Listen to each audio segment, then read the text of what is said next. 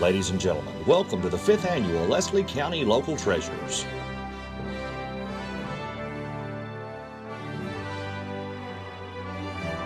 Tonight we look back at past honorees, including the Leslie County Volunteer Fire Department, George and Molly Sizemore,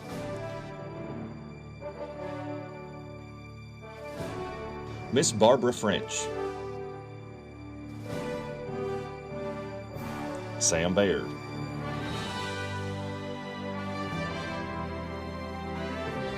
the Leslie County DAV,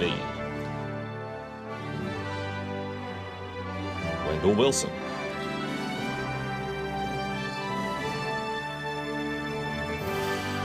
Olmus and Nadine Shepard,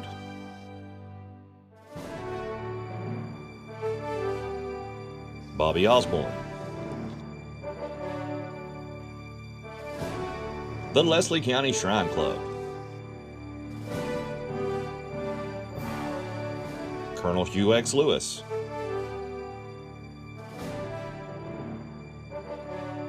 Ray Brewer,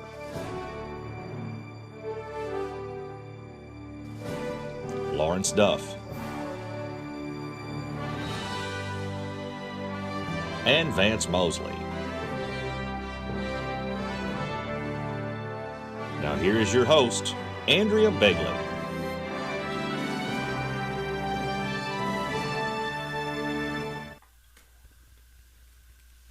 Good evening and welcome to the 5th Annual Local Treasures event hosted by the Leslie County Community Foundation. We know that it looks a lot different this year, and we're thankful for all the commitment from our foundation board members, Joel Brashear, Frank Baker, Keisha Caldwell-Feltner, Matthew Feltner, Derek Lewis, Fred Brashear, Daniel Day, Kirsten Webb, Andrew Farmer, and our student representative, Charity Sizemore. I'd like to take just a minute to thank Joel and Frank for putting this event together for us as a virtual event, and we really appreciate all the hard work that's gone into it behind the scenes. We will be having 13 presentations of our local treasures who have made significant contributions to Leslie County. We'll have music from alumni from the Kentucky School of Bluegrass and Traditional Music. We'll have stories from some folks in the community who have been grantee partners with our foundation. And of course, we'll be giving away our very first Nutcracker clue. So let's get started. The first local treasure that we'll take a look back on is one of my favorites and one of my heroes. He was one of our very first local treasures. He was a co-founder for the Stinnett Volunteer Fire Department. He served as chief for over 25 years. My pawpaw, Lawrence Duff.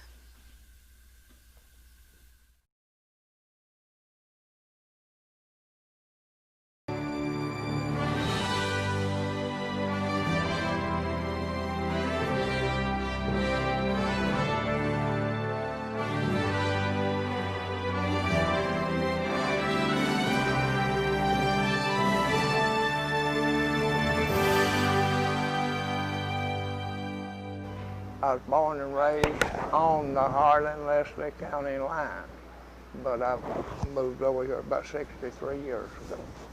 Lawrence Duff and his wife Cardi have spent the last 6 decades together, raising a family and starting with 3 children.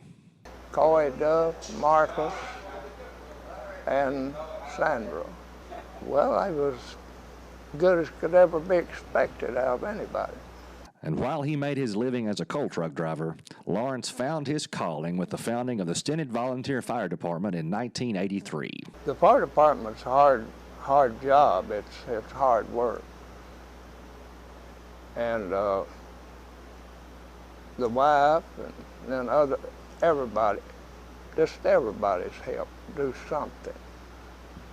And we've had so many good people, hard-working people that's helped us out, brought it to where it is now. And I know I'm proud of it, and I think about everybody in the community or people we serve is proud of it. For over 25 years, Mr. Duff served as chief of the Stinnett Volunteer Fire Department. When you hear of a car out there, when the emergency service gets a call that there's a car flipped over, it don't matter, like it's full of children or what, we get there as fast as we possibly can and be safe. And we have done a lot of that, emergency work. And this past year, I don't know how many fires we've had right now, but we've had fewer fires this year than we've ever had since we've been there. In fact, the firehouse has become a second home to the Duffs. We've really spent more time there than we have at home. A real nice Christmas dinner for all of our fire department and Thanksgiving dinner. We all get together. But being a volunteer firefighter comes with a lot of sacrifice. Have our kids will all be there, all of our families will be there, and our page would go off if there was a wreck. It don't matter what we're doing, but you have to be a firefighter. One of Lawrence's greatest joys is helping newer firefighters gain their certifications. And mostly helping younger ones start out. Hazard fire hauling school. them back and forth. We got a lot of hazard fire school. And we got about 3 people that's been with us ever since we was building the building, still there. Over the years, Mr. Duff has received 1,954 hours of fire and rescue training, making him a 400-level certified fireman. That would probably make me president if we did it that way. It's a hard thing to get. Lawrence loves seeing the new generation of firefighters taking leadership in their community. We've got a boy right now. I asked him one time, we was working Stennett School with children, you know, with taker equipment down there. I asked him how'd he like to have my job. And now he is the fire chief. I have to stay on him a whole lot, but he's still the fire chief. Going into the schools and teaching about fire safety is one important aspect of being a firefighter that Mr. Duff is thrilled to take part in. Well, we work with schools. We got one person, Phyllis, she's an instructor, and I think she used to be a school teacher, did she? Okay. And Cecil Hoskins, he's a teacher, used to be, and a bus driver, and he has helped start the fire department. And he's been with us ever since we started. And we actually got people can teach about anything if we're asked to. Everyone is very proud of the fire station and all of the equipment Stennett uses to keep the citizens of this community safe. In our fire station, we have a good kitchen. We serve a lot of good food in there. We also, upstairs and we have a training room. We have 2 rescue trucks. One Jeep we use in like rescue business and rough country. We have a side-by-side also used for that. We got probably 4 or 5 trucks. We got a pumper. All of our equipment is paid for. The fire department don't owe nothing on nothing. Our building, our equipment, and everything is paid for. And Cardi will tell you, as important as Lawrence has been to the Stennett Volunteer Fire Department, it wasn't a one-man job. Lawrence and the community, all the community, it's just not one person. It's 30, 40, 50, 60 people. They all work together to get this. Lawrence and Cardi both contribute the success of the Stennett Fire Department to the community itself. They always stand behind us in everything we do. Our community does, which that counts a whole lot, and working together. If you can't get your community to work together, you ain't got nothing, and that's true. I know I'm proud of it, and I think about everybody in the community or people we serve is proud of it. And both feel fortunate to have been able to serve the people of Stinnett and Leslie County. We have so much to be thankful for. For two old people that started hauling coal for $2 a trip, we got a fire department I worked in a lunchroom. that we can be so proud of. There's no way to explain. Duff, you are a true local treasure.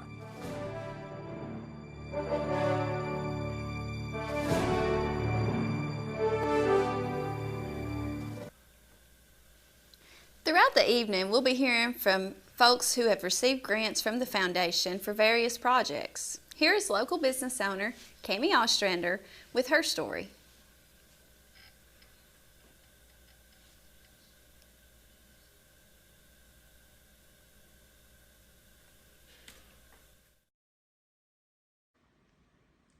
I'm Kami Ostrander, Essentially Yours LLC, and the Leslie County Foundation provided funding to help build this beautiful yoga studio for the people of Leslie County. They also contributed funding towards my advanced teacher training to allow me to provide the highest quality practice available in the area.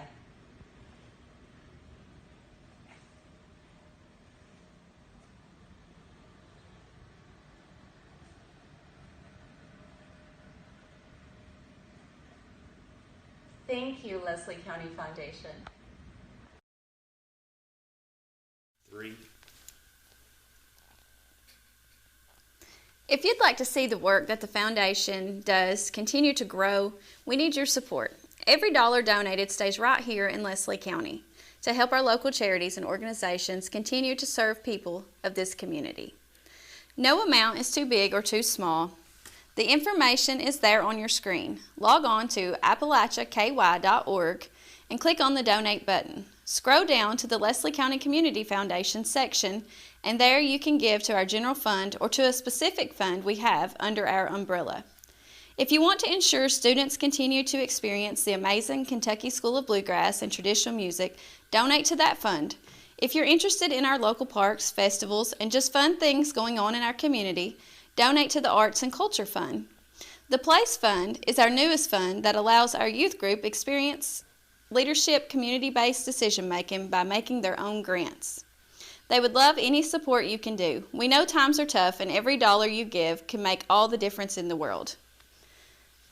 Up next, we have a group that is so active in our community. Let's take a look at the Leslie County Shrine Club.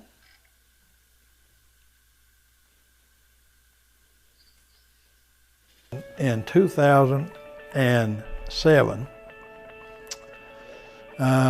we got an addition to our family, and he had problems with his feet. His little feet was turned in, and he was having problems with his feet and stuff. And we took him down to the Shriners when he was 9 months old. And the doctor down there told us, said, now I've seen this problem many times. The small bone in his leg from his knee down to his ankle didn't form right, so his feet were not stable. Had little small feet, had 3 toes on each foot. And so she said, now there's a couple ways we can handle this. Said, I can take his little feet off, making some prosthetics, and said, he'll walk when he normally would walk. Or she said, I can operate on his little feet, try to straighten them out. Said he'd probably be on a walker about all his life. So, and she said, I'll have to operate maybe once or twice a year, to keep straightening him and stuff as he grows. So I talked to my daughter, and we decided that he'd have his little feet taken off. And right now, he can get around as good as I can. He's, of course, now that's not saying much getting around as good as I can, but he does a good job. Stories like this are all too common when you talk to Shriners. I had a little nephew right there when I was pretty young, and I would go down to Shriners Hospital with him, and I seen what they done. And from that, I become a Mason, and then I got into the Shriners, and it's been one fun trip ever since, helping kids. 2007 when my nephew was born and we got him, we actually experienced the hospital as the family of a patient. And you know, it's a complete difference. I mean, you think that you've seen it all and you couldn't feel any happier, and then as a patient, then you see, or the family of a patient, you see truly how much that it is and how much the difference that they can make, not only in the family's lives of the patient, but the patient themselves. Give them opportunities that they may never would have had. The Shriners are a fraternal order that is most widely known for their children's hospitals located throughout North America. And here in Leslie County, the local chapter focuses on transporting children from eastern Kentucky to area hospitals for treatment. Back in 2011, 5 of us, it was Tommy Roberts, Donnie Asher, Fred Davison, Ronnie Gay, and myself. We got together and we decided that we would like to help transport the children. So we talked to our divan down at Lexington and told them that if they would provide a van for us, that we would help them in eastern Kentucky by transporting children to the hospitals. And we transport children to the Shriners Hospital in Lexington and also in Cincinnati. If we got 20 drivers that can help. Started out with 5, we kept building up. Most trips, it takes most of your day, but it's worth it. And you just enjoy it. You take kids down there and play with them just like you're one of them. Most of them is fun. You know, the little kids is fun, and they enjoy themselves, and they enjoy the meals. And, you know, it's an enjoyable day to take them. I retired and had plenty of time, and always wanted to be one because of the good work they do. So me and my son and grandson all went through the same day, so we had a good time. We've been fooling with it ever since, and then I got into the transporting, which is, there ain't nothing as fulfilling as doing that. About all of them's been kind of special for me. It's been, you know, that I'm able to help them, take them there and back, feed them, see them smile. And the number of children they have helped in 2017 alone is staggering, with active hospital patients from area counties sometimes over 100. And the surrounding counties here, Jackson County's got 92, Leslie's got 50, Laurel County 308, Clay County 147, and Owsley County is 31, and Perry County is 163. To help cover the cost of transporting these kids, the Shriners started selling onions, and they have been very successful. Last year we sold 44,000 pounds of onions. We ordered 40,000, and then we had to go and order 4 more thousand because we were selling them faster than we could. We couldn't keep up with make sure the people that pre-ordered got their onions, so we had to get 4 more thousand. Now the way that works is our club gets 30% of what we sell. Now 30% of 44,000, 13,000 and something, 200 somewhere along there. Now our club gets that much money, so we make that much money that we can use for our club to do whatever we need to do. Now we use that money to, when we take a child and a parent to Lexington, we use that money to take and buy it food. You know, if it wants food, if it needs to eat both ways, then we'll feed it both ways. But sometimes we tell them that if they will eat at home before they go, then we'll stop at places like Golden Corral and we'll let them eat all they want. So we use part of that money for that. Now we also built us a 2-car garage over there at Davison Fork. That's where we keep our vans. Now we got 3 vans. We got one that the temple supplies to us, that they pay the gas and everything, and if it needs worked on, they'll take care of that. And then we've got 2 that we use to haul onions in. To the Shriners, helping kids is their top priority. We get out and have fun. That's what a lot of our motto, one of our mottos is having fun, helping kids. And None of us gets paid for this.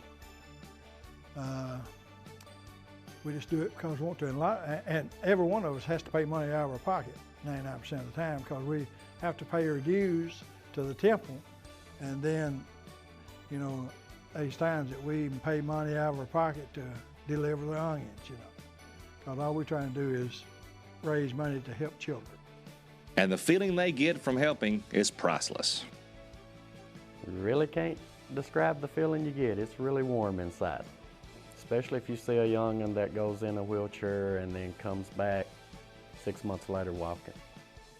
It'll bring tears to your eyes. Enjoy selling the onions and getting out. Like I said, it's all volunteer work for us. And I enjoy helping the kids. That's what it's all about. Well, from start to finish, it really feels good. And as the other guy said, it brings tears to your eyes. It'll do more than that.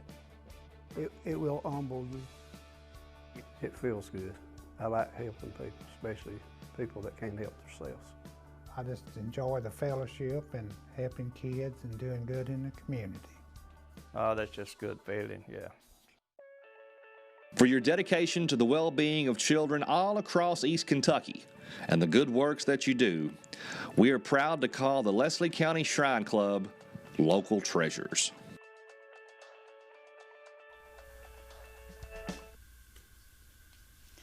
For the past 5 years, the Leslie County Community Foundation has been working to make our home a better place through programming and grants. We asked some of our grant recipients to tell us in their own words what it was like to work with the Community Foundation on a project. The next folks you're going to hear from is our esports team at the high school. They've been incredibly successful, and we're excited to hear more about it.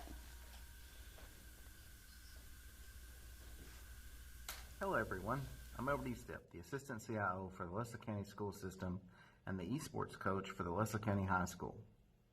A while back, a coworker and I came up with the idea for an esports club for our students. Unfortunately, back then we couldn't get much traction with the idea as people really didn't see a need for it. Then, about 2 years ago, I was approached by a member of the Community Foundation asking if I'd be interested in coaching an esports team. The Community Foundation ended up buying the school some high-end gaming computers. The excitement was so high with the student population that we had over 75 kids signed up saying they were interested in the esports program. Due to such high number of students wanting to participate, the district, along with 21st Century, I ended up buying more computers, and we now have a full lab of gaming machines. We play 2 different games at Leslie County High School: Smite, which is a free-to-play multiplayer battle arena style of game, which I think of as a modern-day electronic chess game, and Rocket League, which is basically soccer with cars.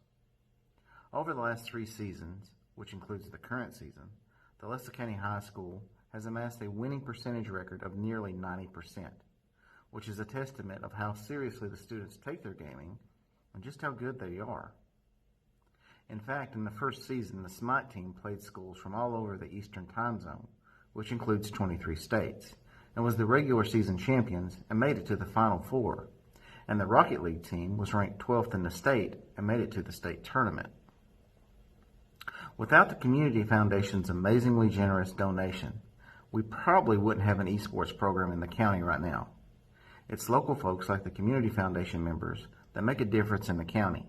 We appreciate all the different things the foundation has done and continue to do, and we hope to repay them back with a championship or 2 in the very near future.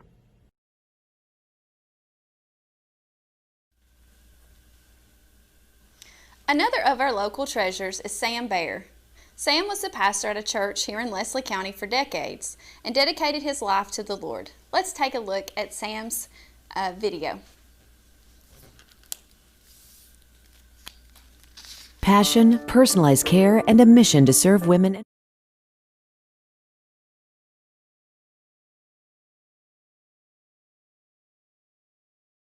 My dad is a special gift from the Lord, and I guess the older I became and the more I traveled, the more I realized what a gift that God had given to me, because I could see other fathers who had maybe not invested as much in their children or didn't know how to demonstrate their love as much for their kids, but I've always felt very loved and appreciated and protected. Pastor Sam Bear came to Leslie County almost 40 years ago when an opportunity arose for him to pastor a church in the Dry Hill community. Home Missions found out about it, and Grace Brethren Home Missions, and they called. Dr. Pfeiffer called me and told me about it and said, "Sam, would you be interested?" I said, "Yes, I would." But then he said, "I would need to know by January 4th, this was back in 1979, he said, whether or not you'll come and candidate at this place, Dry Hill, Kentucky." I never heard of Dry Hill, Kentucky before, and didn't even know about the Kentucky Wildcats back then. And so I said, okay, I'll try and give you an answer on that day. And beginning in 1979, about every other year or so, or 3 years, I read through the Bible. And I came January 4th that morning. I did not know what I was going to do yet. And I said, "God, I don't know how you're going to do it, but you need to show me today from Scripture what you want me to do." And so I started reading. I was in chapter 10 of Genesis, read chapter 10, chapter 11, and then I came to chapter 12, and it gave me my answer. And God was speaking to Abraham, but he was speaking to me that day too. He said, "Get thee out of thy country, and from thy kindred, and from thy father's house unto a land that I will show you." Sam's wife, Betty, has been his constant companion during his time here in the mountains. He had already been to the Bible college for 2 or 3 years, and 4, I guess. And then I went, and here we met the very first night, and I wasn't planning on dating anybody because I was there to learn the Bible at Bible school. And but here I saw him the first night, and he was about 4 or 5 rows up from me, and I told my sister, who was sitting beside me, that I have a premonition that I'm going to be going with that fella. And she said, "No, he's about to get engaged. He's been going with a girl for a whole year." And but it's like it went in one ear and out the other. And the next night when I was walking out to the car, he came up behind me, and we ended up talking for maybe an hour, something like that. And he went home and told his mom, "I just met the girl I'm going to marry, and I haven't even dated her yet." So it was the Lord. Within 1 month, I knew for sure that he was going to be my husband, and he knew right away. So.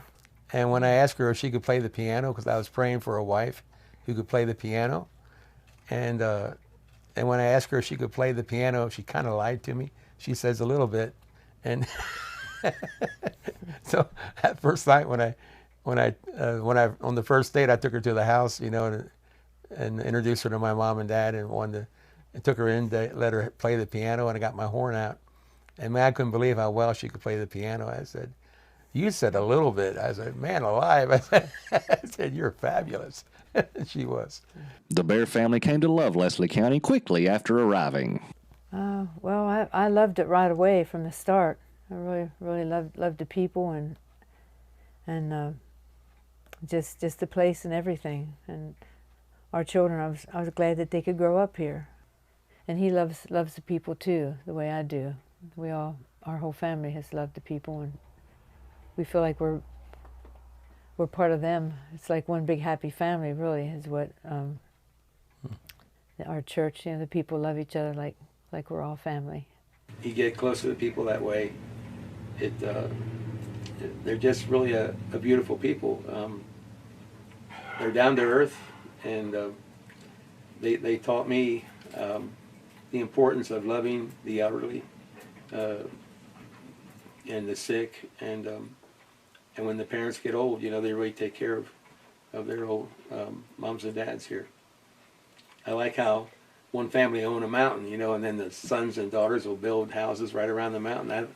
I think that's beautiful and neat how they do that.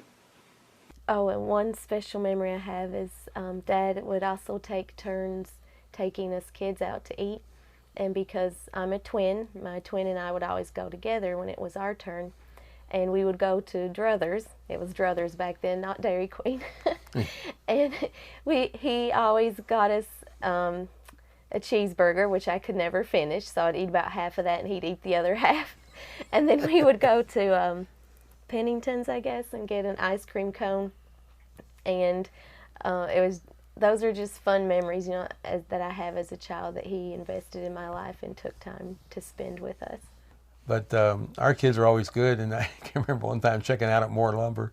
The kid ahead of us was really giving their parents fits, and I had 3 of mine along, the twins and Caleb. They were the 3 littlest ones. They were just standing back there holding my hand and just as quiet as a mouse, you know. And after they left the store, they said, "What the world do you do to your kids to make them be so quiet?" And I said, I gave them instructions before we come in the store. That don't touch anything, don't pick up anything, and be good, and I'll give you a treat later. And but it was we had good training too as far as our Bible college, and that we went to different Bible colleges, and they concentrated on family a lot. It was neat. And for Pastor Bear, serving his congregation and the community as a whole is something he devotes himself to. I know there have been times when the phone will ring late at night, you know, like maybe midnight, when you're already slept a couple hours or just going to bed. And then people don't call at that hour unless it's really serious, you know. So, but whenever a person is really in bad shape and about to die, or we're in a car accident or something, you just feel an urgency to want to go see and be with that person or family because of that. And I know other ministers go through the same thing there and are willing to do that. And it's just how people are so ready to help in this area.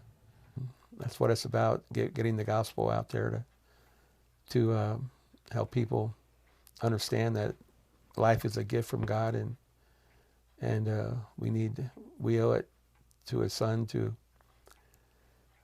ask Him to forgive us of our sins and to help us live our lives to please Him, because He's done so much for us and prepared a place in heaven for us, and we want to serve Him until we can't anymore, and want to live for Him and try to teach our kids to do the same. Through his music, his ministry, and his love of this community, Pastor Sam Bear has changed the lives of countless Leslie Countyans. God has a number, a heavenly phone. The line is never busy, you can always hear a tone. The blessed Holy Spirit operates that toll-free line. Just pick up your receiver, it won't cost you a dime, and the number is Jeremiah 33:3. Call unto me, and I will answer thee. I'll show thee great and mighty things that you know not of, coming down from heaven above. Heaven above, early in the morning, late in the night. If you know the number, the time is always right. Just put your trust in Jesus, who on Calvary paid it all. He's waiting now to answer your call. And folks, that number is Jeremiah 33:3. Call unto me, and I will answer thee. I'll show thee great and mighty things that you know not of, coming down from heaven above. Coming down from heaven, heaven above. Pastor Bear, you are a local treasure.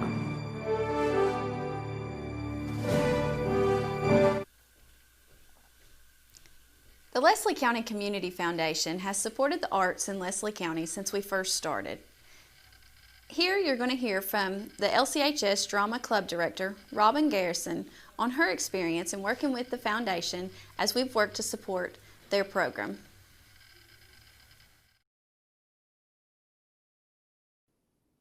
Hi there, my name is Robin Garrison and I teach at Leslie County High School. I wanted to take just a minute to talk about how the Community Foundation has impacted my life and the lives of the young people who live in Leslie County. So I'm the theater director, and I teach English and fine arts classes that introduce students to topics like dance and music and theater and visual art. And throughout the year, they learn how to perform traditional Appalachian folk dances, how to read and perform music, how to recite Shakespeare, and how to paint and draw. But teaching art and directing theater is incredibly expensive. Paint is expensive. Costumes and set pieces are expensive. And each year that I've taught and directed theater here at the high school for 6 years now, the Community Foundation has donated funds for my students to have access to specialized art supplies, costumes for drama, set pieces and props, paint brushes, things that you can only use just a limited number of times. That's the reason why art's so expensive. They've even donated to us having field trips. My theater kids compete in a theater competition every year. In the last year, we competed in Greenup County. And Greenup County it's quite the haul. It's a couple hours away. And the Community Foundation was really generous and donated the funds for us to be able to go to that competition. And my kids did awesome, and they would have never had that opportunity if it wasn't for the Community Foundation. The kids in Leslie County are some of the most talented and dedicated students in the state. And they've been given so many more opportunities to shine because of the generosity of the folks at the Community Foundation. So thank you to them. And thank you for supporting young artists who live here. And thank you for supporting the arts in our area. I don't know what we do without you guys.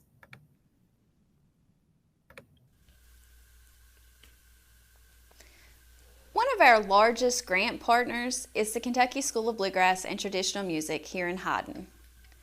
Tonight, we're going to hear from some of their alumni. They're going to share their music with us. This is a trio featuring Leslie County's own Ryan Davidson with a song called Oh Tonight.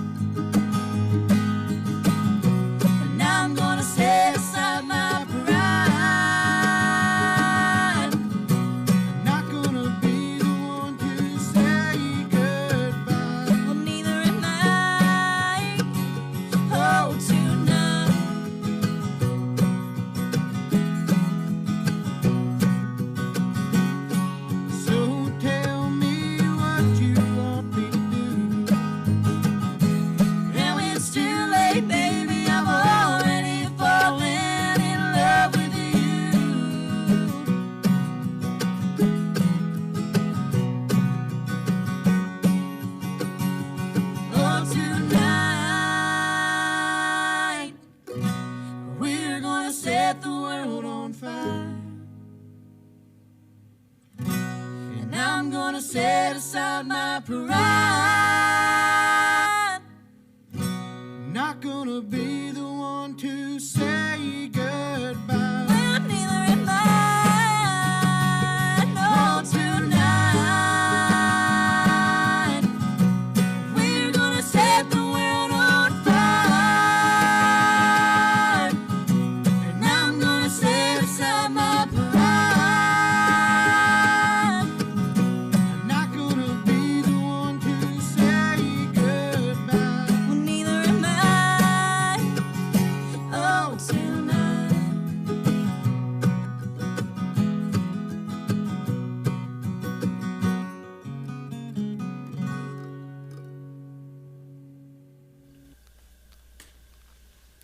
Leslie County has been blessed with many talented musicians over the years. Colonel Hugh X. Lewis is a Leslie County local treasure that has inspired countless musicians and entertained audiences for decades. Here is his presentation from when he visited us last spring here in Houghton.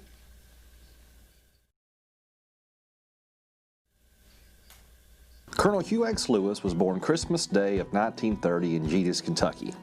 And for over 60 years, Colonel Hugh has been performing on stage and screen. Throughout his long and illustrious career, he has received many honors, including being named Poet Laureate of Christian Country Music, Nashville's Country Music Ambassador to the World, the Kentucky Governor's Lifetime Achievement Award, and the Kentucky Colonel Award.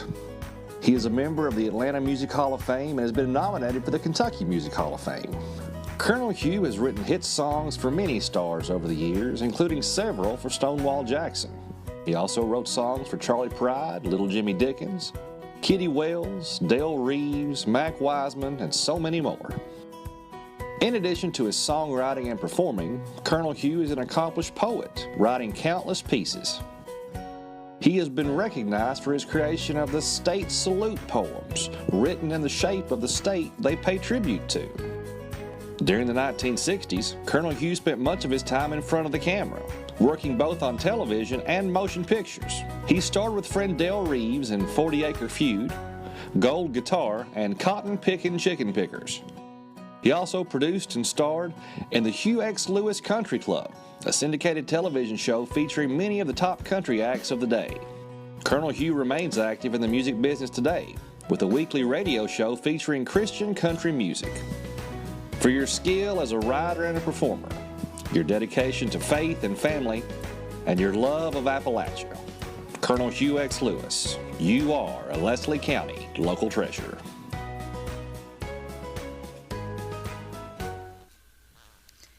Colonel Hugh was actually born here in Leslie County in Geddes, Kentucky.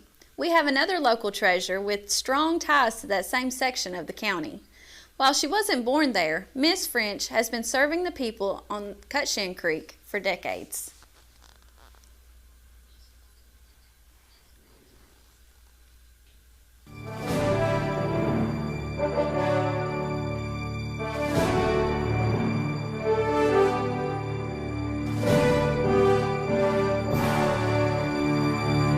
Originally from Illinois, Springfield. And that's where I did my nurse's training. And then I went up to Minnesota for a year to the university. And my roommates there wanted to go to New York City, so I went out to New York City with them. I'm this country kid that...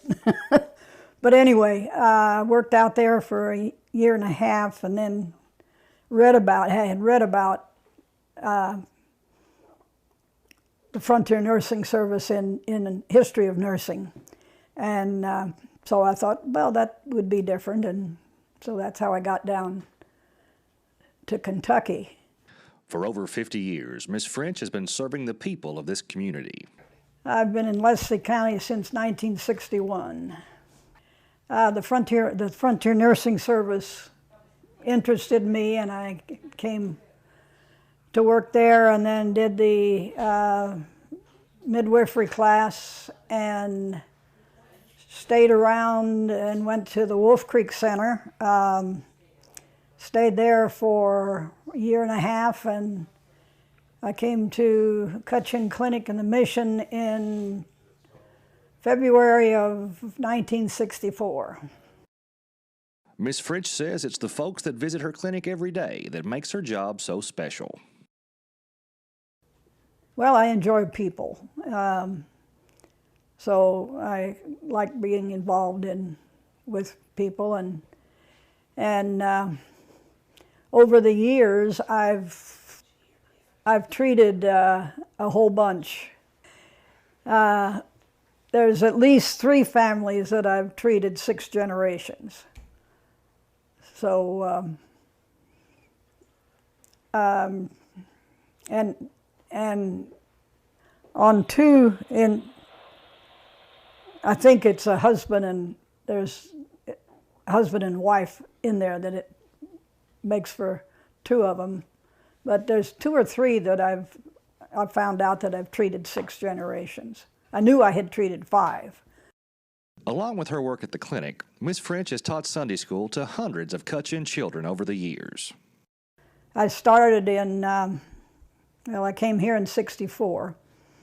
I started teaching preschoolers, taught them a couple of years. Somebody else wanted to, moved up to 1st and 2nd grade. Somebody else wanted that age, moved up to the 3rd and 4th. So I've been teaching since '64. When asked about what kept her in Leslie County all these years, she credits the waters of the Middle Fork. Well, they say once you drink of the waters of the Middle Fork, if you leave, you'll come back or you'll stay. And I got a good drink. In addition to her work at the mission, Ms. French was instrumental in starting the Cutchin Volunteer Fire Department. Lucy Scott and I and Glenn Hendricks and Cecil Lewis Jr. were some of the founding members of the Cutchin Volunteer Fire Department. So that was in 1982, and so I made the mistake of taking notes for the first meeting and got elected secretary, and nobody else has wanted it, so I've been the secretary ever since. Establishing a fire department for this region was important because it was so far removed from other fire departments. By the time Hayden would get here, they were the first ones, and by the time they would get here, you would save the chimney. Now, sometimes we only save the chimney. Fortunately, fires are not very common in this section of the county. We don't have many fires. We've had some bad accidents that fact is, one bad one, even before we had the fire department.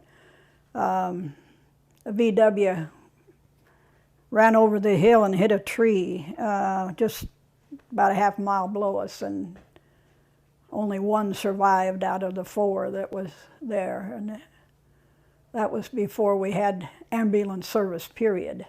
Having ambulances available to the Cutchin community has saved countless lives. We could be to Hayden by the time the Hayden ambulance got out to us and back, so we decided we'd start with that. Ms. French says she's seen a lot of change on the Cutchin Creek over her years living there. Well, of course, we've had more modern conveniences. We have, as we say, city water. The telephone in '64 was, well, I think we were on a party line of 4 to 6 and on the party line, and so sometimes that got a little, we had one old lady that often missed hanging it up, and so you would, and then you'd hear her talking to herself, and then you'd have to go over and say, hang up your phone. She just lived across the way, so. Unfortunately, all of these changes have not been for the better. Well, the worst change is the drug problem. That used not to be, well, you'd have some, in the early days you had some stills in the area. And then there was the marijuana, but this other stuff it's bad news. But she is very hopeful for the future. Oh, the communities, I think, are pretty close and they work together. The people are very friendly, and they're wanting, most of them are wanting to improve their county. There is one thing she would like to see change, however. Well, the sad thing is that you can't be born in Leslie County anymore. And Mrs. Breckenridge would be very upset about that. But that I can't do anything about. But no matter what, Miss French will be calling Leslie County her home for years to come. I'm not planning, when I retire, I'm not planning to leave. Miss French, you are truly a local treasure.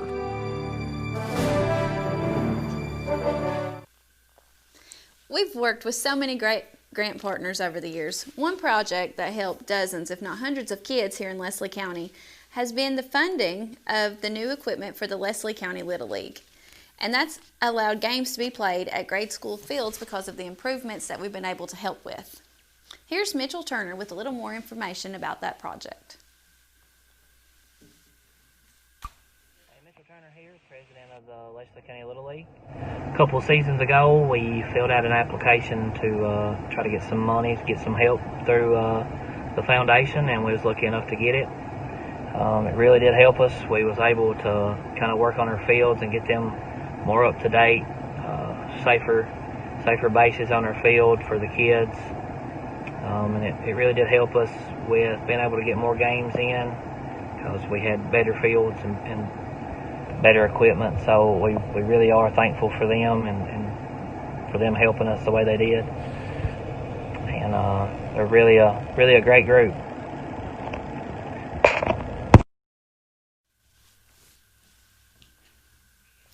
Our next local treasure is no stranger to the sports here in Leslie County.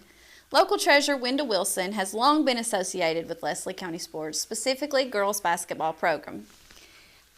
And now we're going to hear more from Coach Wilson about all the things that he's done for Leslie County and our youth. Well, back in the 40s and 50s, the late 40s and 50s, it was simple times. Not any social media like we have now. We were just getting into the age of television. My dad actually had the first television on Beech Fork, and friends and family would come to our house and watch occasional ball game and weekly wrestling, and we would usually get 2 stations running a track line, open track wire, about 2,000 feet up on the mountain. Besides watching sports on television as a boy, Coach Wilson spent many of his days playing sports as well. We actually had some really good baseball in the county. And they couldn't do much with our Beech Fork team because we had such good pitching. These other teams in the county at that time. At that time, Wooten had a team. Confluence had a team, and Hyden had 2 teams. I think one of them was the Lions, and one of them was the Bears. The first year of Little League, we just walked off with the league title, and then the next year, the first game of the year, we played the team that came in second the year before, a Hyden team, and they had my cousin on the team, Michael Howard, and the first game of the season, late in the game, well, the game was going along, no one had scored. The game was going along, and Mike got up in about the late innings. They played 6 innings in Little League, about the 5th or 6th inning, and I accused him of closing his eyes and swinging, and the ball went over the fence, and they beat us that first game of the season, and they started celebrating like they had won a World Series or something, and they started singing, "The old gray mare ain't what she used to be." But that's the only time they beat us all season. That was a short-lived victory for them. After graduating high school, Coach Wilson went to Cumberland College and then began working at Leslie County High School as a history teacher.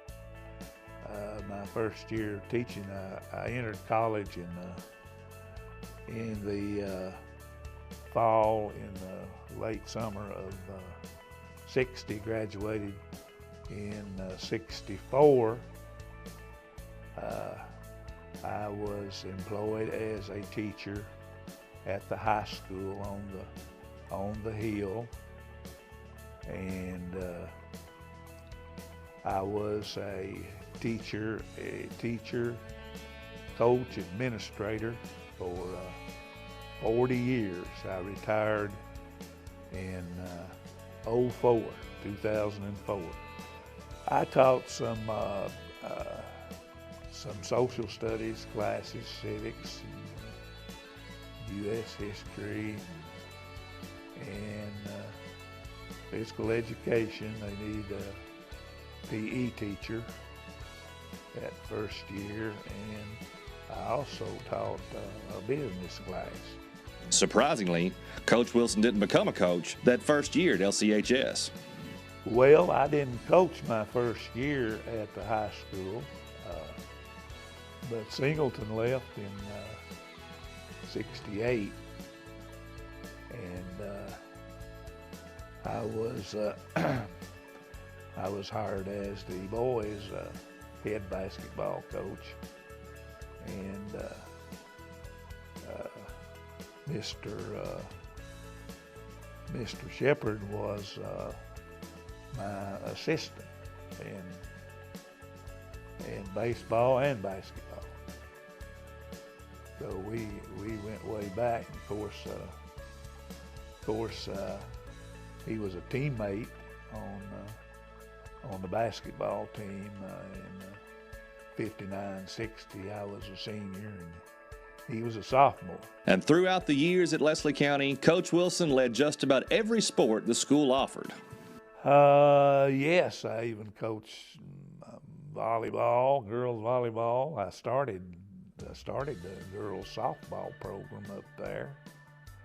There wasn't any KHSAA sanctioned sport in softball at the time, but we had some girls that were interested in playing softball, so we started a softball team and had a pretty good team, and we beat just about everybody in this area, in the 54th district, and in this region. Coach says that while every team and player is special, some do stick out in his memory. Well, of course, your favorite teams are the ones that were the most successful, and the 79 team, the 86 team, the 81 team, all made it out of the region to the state tournament. We had 12 district championships, and some of those district teams won districts when we were not the favorite, and then we lost some districts that we were the favorite. Of course, there were teams that overachieved. There were players that overachieved, and as usual, vice versa. In addition to his time on the sidelines, Coach Wilson is well known and respected for his time as principal at Beech Fork Elementary. 1980, the principal at Beech Fork, Homer Nance, he retired, and they were in need of a principal. So I knew that he was going to retire a few years before he did retire. He had said when he got to be 65 that he was going to retire. So I started taking classes to get certified for a principalship. And when he did retire and the job became open and available, I took it in the fall of 81 and took it up to the unfortunately the end of our school, which was a really like a death. It was so sad for the community to lose their school. Coach Wilson says he is proud of the students that passed through his school, many of whom went on to much success in life. Many of them, after their grade school and high school, went on to college and got college degrees, got certified. Many of them became teachers. Many of them became lawyers, and some of them became politicians. Coach says that the real secret to his success is that he had the support of his wife, Diana. Diana was like an assistant coach or a co-coach. She did so many things, not only at home, taking care of the boy and the girl while I was coaching. And if you're going to compete nowadays, it's a year-round thing, and you just can't coach 3 months during the season and say that's it. But not only was she supportive in that way, but she washed the team uniforms. She filmed the team games home and away. If she wasn't filming, she was keeping the scorebook, and she just did so many things that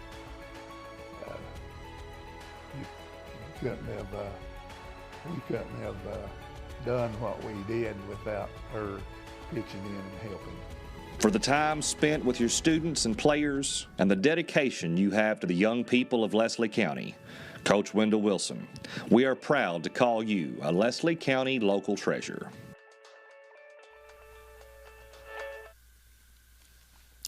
If you would like to see the work that our foundation is doing continue to grow, we need your support.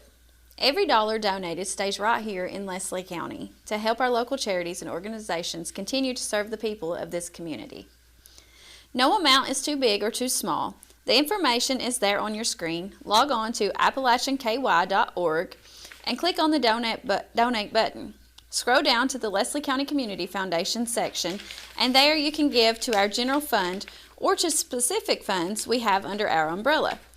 If you want to ensure students continue to experience the amazing Kentucky School of Bluegrass and Traditional Music, donate to that fund.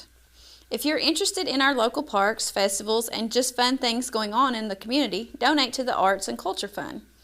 The Place Fund is our newest fund that allows our youth group to experience leadership and community-based decision-making by making their own grants.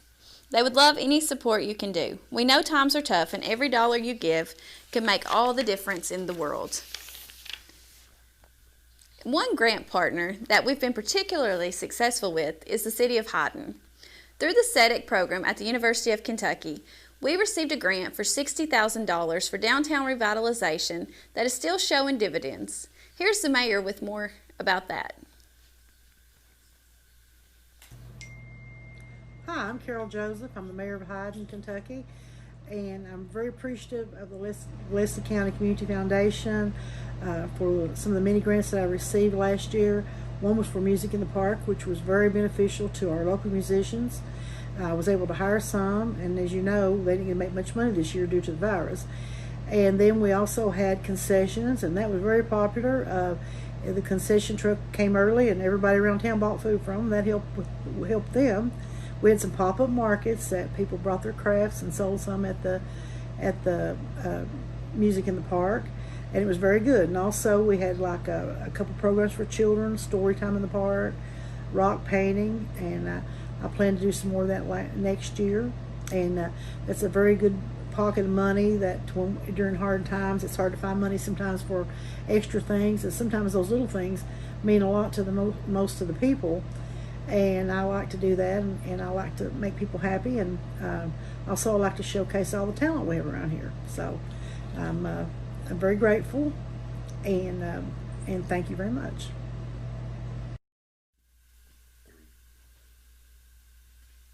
We lost this local treasure last year. Ray Brewer was a pastor, a pillar of the community, and a friend to everyone he met. This video is presented as it was the night Ray first saw it.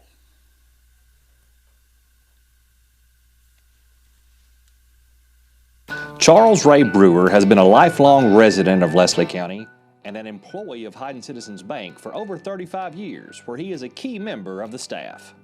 Pretty much anything that needs to be done, I do. I work on computers, I work on the building maintenance, I work on teller line sometimes. I used to work on teller line. I work on ordering supplies and approving bills and signing checks. Anything that came along over all the years, I dove into and learned pretty much what to do with it, or how to do it, or how to fix it.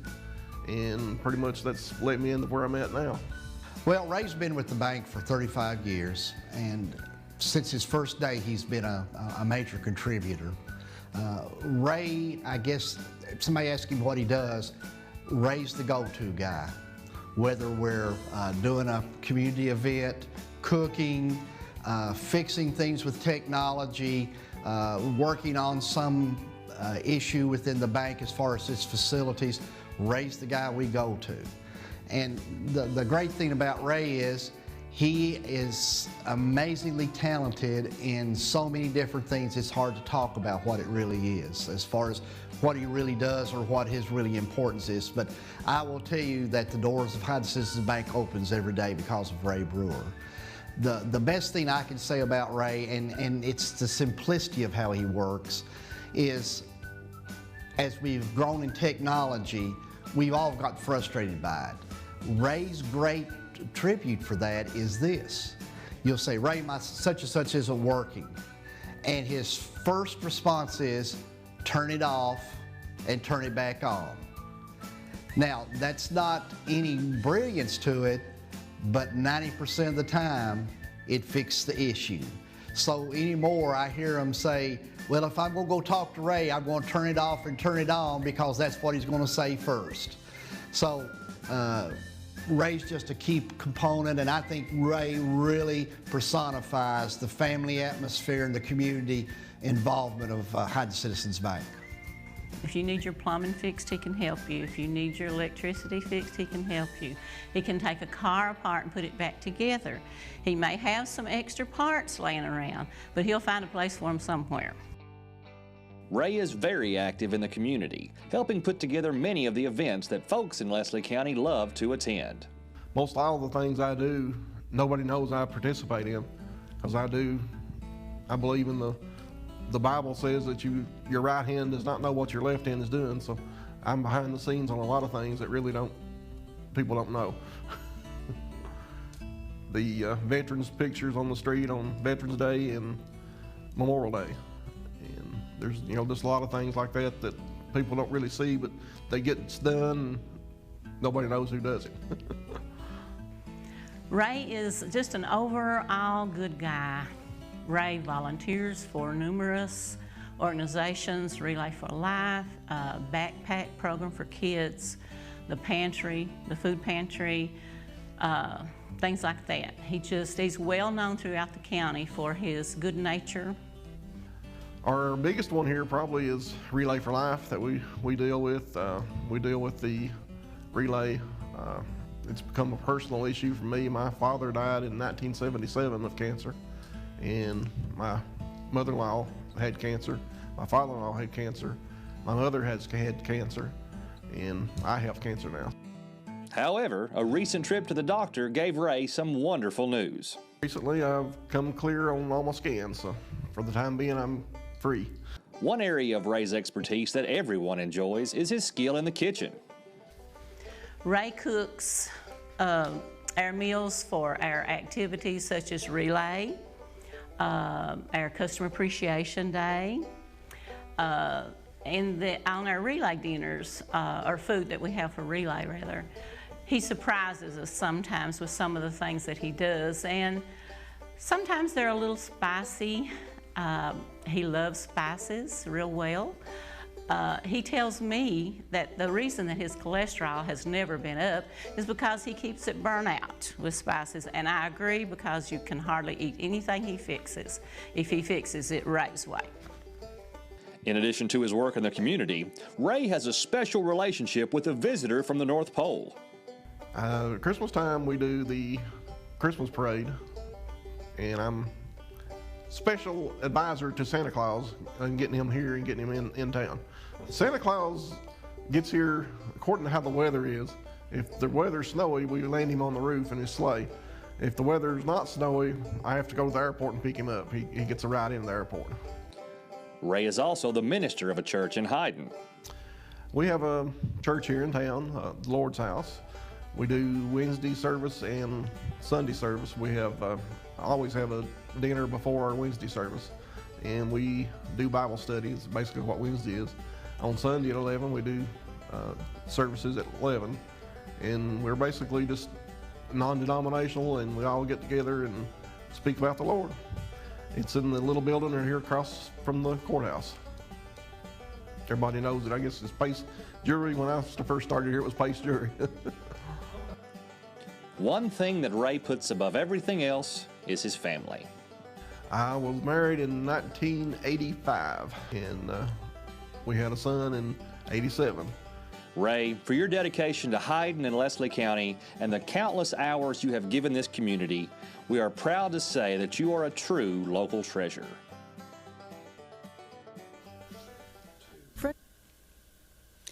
Tens of thousands of dollars have been raised and awarded to the Kentucky School of Bluegrass and Traditional Music here in Hyden. That music has helped students pay their tuition, and we're now going to have a song from the Kentucky School of Bluegrass and Traditional Music alumni, James Caldwell, that we know you will enjoy.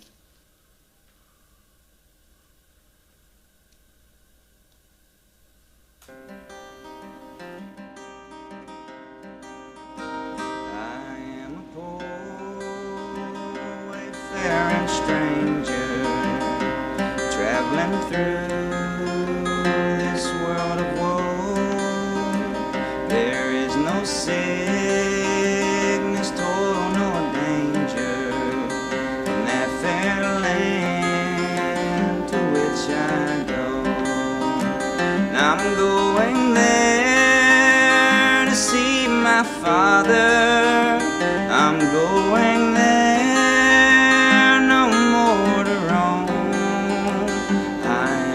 Going over Jordan, I am just going over home. I know dark clouds will gather over me. I know my path is rough and steep, but golden fields lie out before me, where weary eyes no more shall weep. And I'm going there to see my mother. She said she'd meet me when I come. I am just going over Jordan. I am just going over home.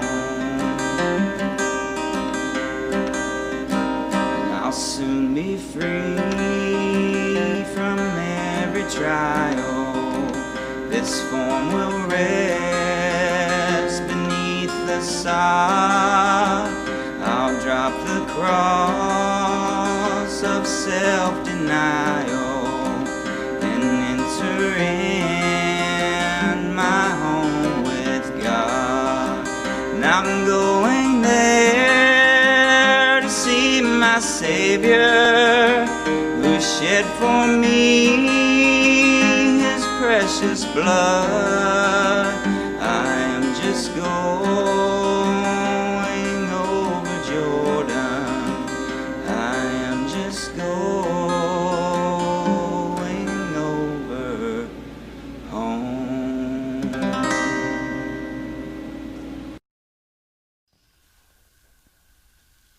We are big animal lovers here at the Foundation. When we received a grant application from the Leslie County Animal Shelter about needing new bedding for their dogs, we were more than happy to help. Miss Kathy from the shelter is here with a look of the new equipment that they received, that they purchased with the grant.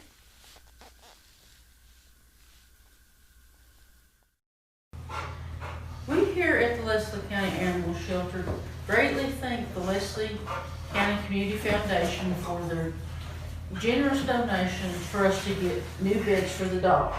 As you can see, Blue, our pretty pit bull, is on the new bed. One of the new beds that will be purchased with the money, and they're very sturdy and will help keep the animals off the ground this winter and in the summer so they can relax and sleep comfortably in their beds.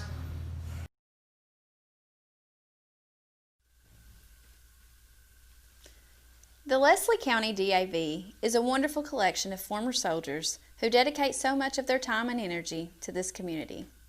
Here is their presentation when they were awarded Local Treasures of Leslie County. Ball. Aim. Aim.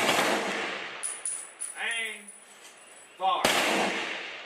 Aim. Far. Aim. Far. Aim. Far. Aim.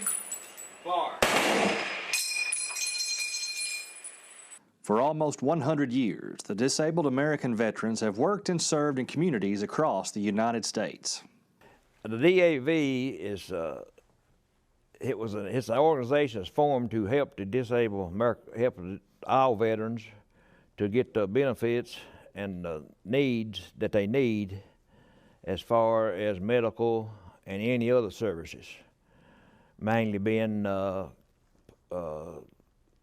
medical services that they need, or services that they need at home, or services to carry them to the medical appointments, and services to help them fill out papers that they need filled out, not only for the VA or anything else as far as concerned, the papers they need hospital-wise. We do mostly the funerals around for the county, you know, that's the last thing we can do for them. And it's a good organization to belong to. We have an honor guard in our chapter here at Leslie County that does honor guard for all veterans if a family requests them to be done. And we do them all over the county, and we have done them in other counties.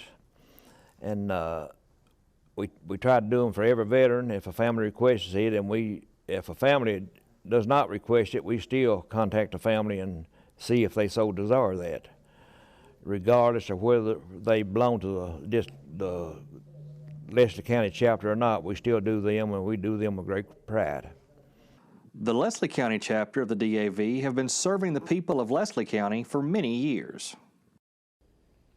We do community work. If somebody wants something done, they call us, you know, we'd be more than glad to do it. But I think mostly is when we do the military honors for the fallen veterans, that is where we're most appreciated, because people will come up to us and thank us, you know, and stuff like that. Sometimes they'll fix dinner for us, you know, on the graveyard. But that is one of the most, I believe, the most important thing that we can do for the community. It's an honor for us to do it for the soldier, because that's the last thing we can do. At least we can send him off, you know, on his way, that he know that he's had a military funeral. And that's the reason we do it. I think it's real important organization to the county for all the veterans, you know, the people that their family that's veterans and wants to be honored with a military funeral. We do that for them. On the first Friday of every month, the DAV gathers for their monthly meeting at the Leslie County Extension Office. And we usually have about 5 to 6 members. Sometimes we have guests from other chapters comes in and sits with us. And first thing we do, the commander calls the meeting to order, and then we have prayer. And then we discuss if we have any new business or old business, what's coming up in the future. And we have a sick and shut-in list. We put people, you know, sick in the county, and we go through all our business and stuff. And at the end of our meeting, we have a closing prayer. Either me or Clarence, we do that. And we just fellowship and have a good time, you know, talking about things in the county. And our most recent conversation has been our veteran cemetery up on the hill they're building, and we discuss that pretty much every meeting. I think it's a good thing that, you know, it's in our county. You know, that's one thing that you cannot do is honor a veteran, you know, that's gave all. You cannot honor them too much. We can bury our veterans up there that wants to be buried there, bury them with honors. And the members of the DAV say that they enjoy being a part of the group. But it's a good organization to belong to if you're a veteran and you still can do it. A lot of people, they are just too old and they can't do it. But all of us are getting, you know, we're getting up in age, so we still do it though. It's an honor. To me, that was the reason I joined it back years ago. About the DAV, I ain't planning on leaving until, like I said, the old saying, till they throw dirt in my face or like that. So as long as I possibly can make it, I may not be able to do the job that I'm doing. Do you think it just being with me and other members of the chapter is fun, and we have a good friendship and fellowship? We sure do. I'm just glad to be a part of it. There are several ways to get more information about the DAV. Well, you can come to our meetings, you know, like first Friday of each month, or you can go online, and they have a huge website. It's a national thing, and or you can get up with one of us. We've got a website, and you can get up with one of us and bring a copy of your DD-214. And the age limit is what determines the amount you pay for a membership. The older you are, the less it costs.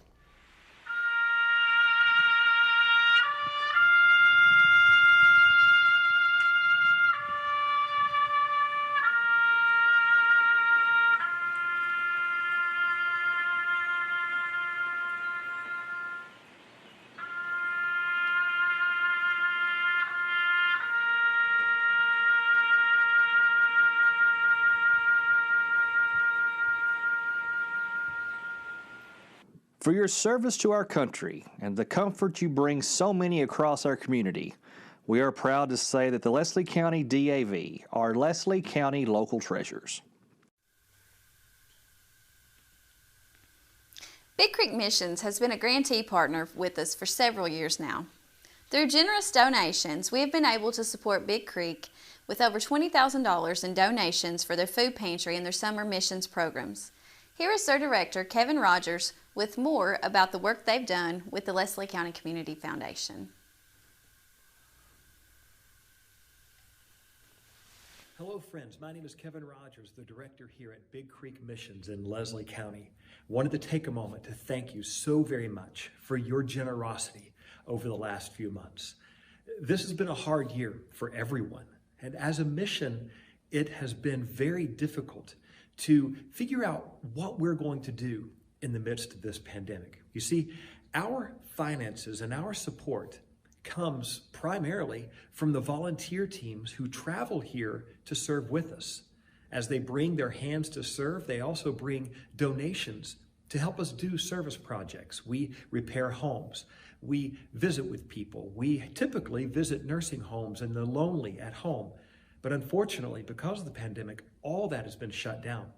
And even though we would have projected to have over 3,000 volunteers this year, we had less than 100 who came in.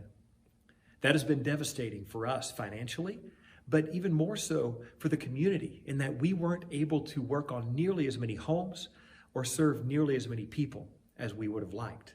However, through it all, the Lord has provided, and our community has stepped up to help make sure that we've been able to serve people. This summer, because of our partnership with the state, we were able to take part in the summer feeding program and provided over 400,000 meals to our local children.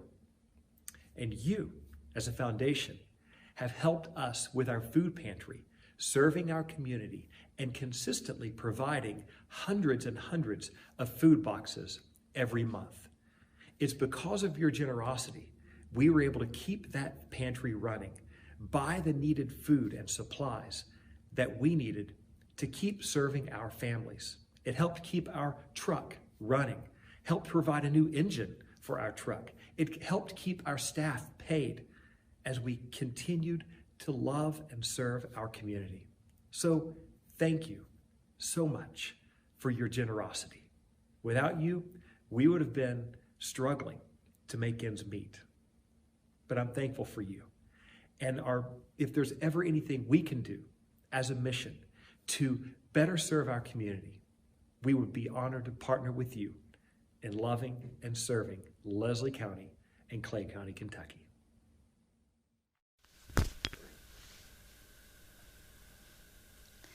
Almas and Nadine Shepard were fixtures at Leslie County High School and Leslie County Vocational School for years. The impact they had on the lives of countless young people in Leslie County is unfathomable. Let's hear more about their story.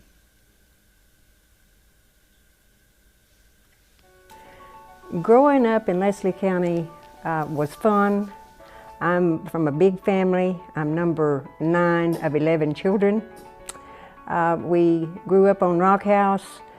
We had to work hard, but we also played a lot.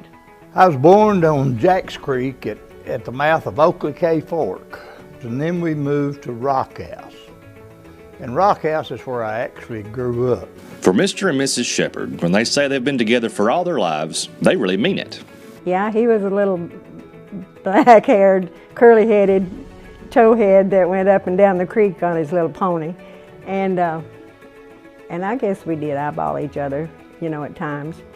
But when he started going to Hyden Elementary, that's when we actually met. And I think he was probably in the 6th, maybe 7th grade at the time that he started. But we actually didn't start saying we were courting until we were freshmen. And we dated 7 years prior to marriage. We had fun in high school. He played ball, I cheerleaded. But even before then, we dated. I think it's probably 7th or 8th grade, we started dating. And my freshman year, while I was at Brea, this is sort of hard to talk about, but my mother and dad, they'd come down every other weekend to check on me. They'd drive down to Brea, and sometimes she would come with them. They'd bring her. And my mother, she actually said, "You're to marry her." As when I come back to Leslie County, she said, "She's a good person." And somehow we wound up staying together. He will say that I asked him to marry him. And even if I did, he didn't disagree. After college, Mr. Shepard was happy working as a teacher and coach, but he was soon called to the principal's office at Leslie County High School. And as I continued my education, I really wasn't planning on being a principal. I was going to coach, and I taught biology, which I really liked. And when they come to me to ask me to be principal, I said, well, I really don't want to do that.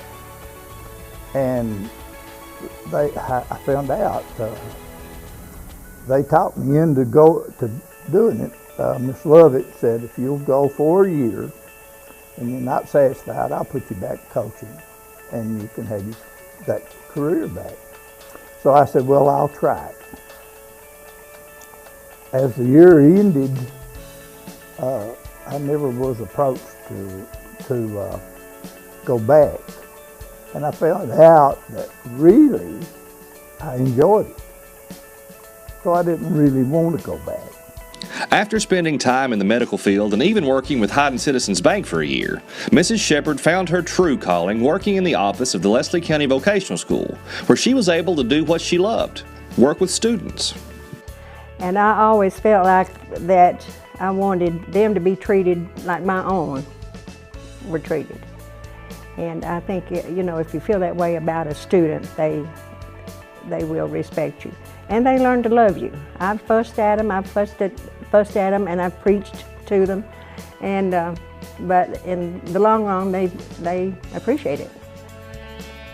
Well, several of them. I always would get on to them for drinking and drugging and that sort of thing. And they'd come in on Monday morning, you know, well, did you stay clean this weekend?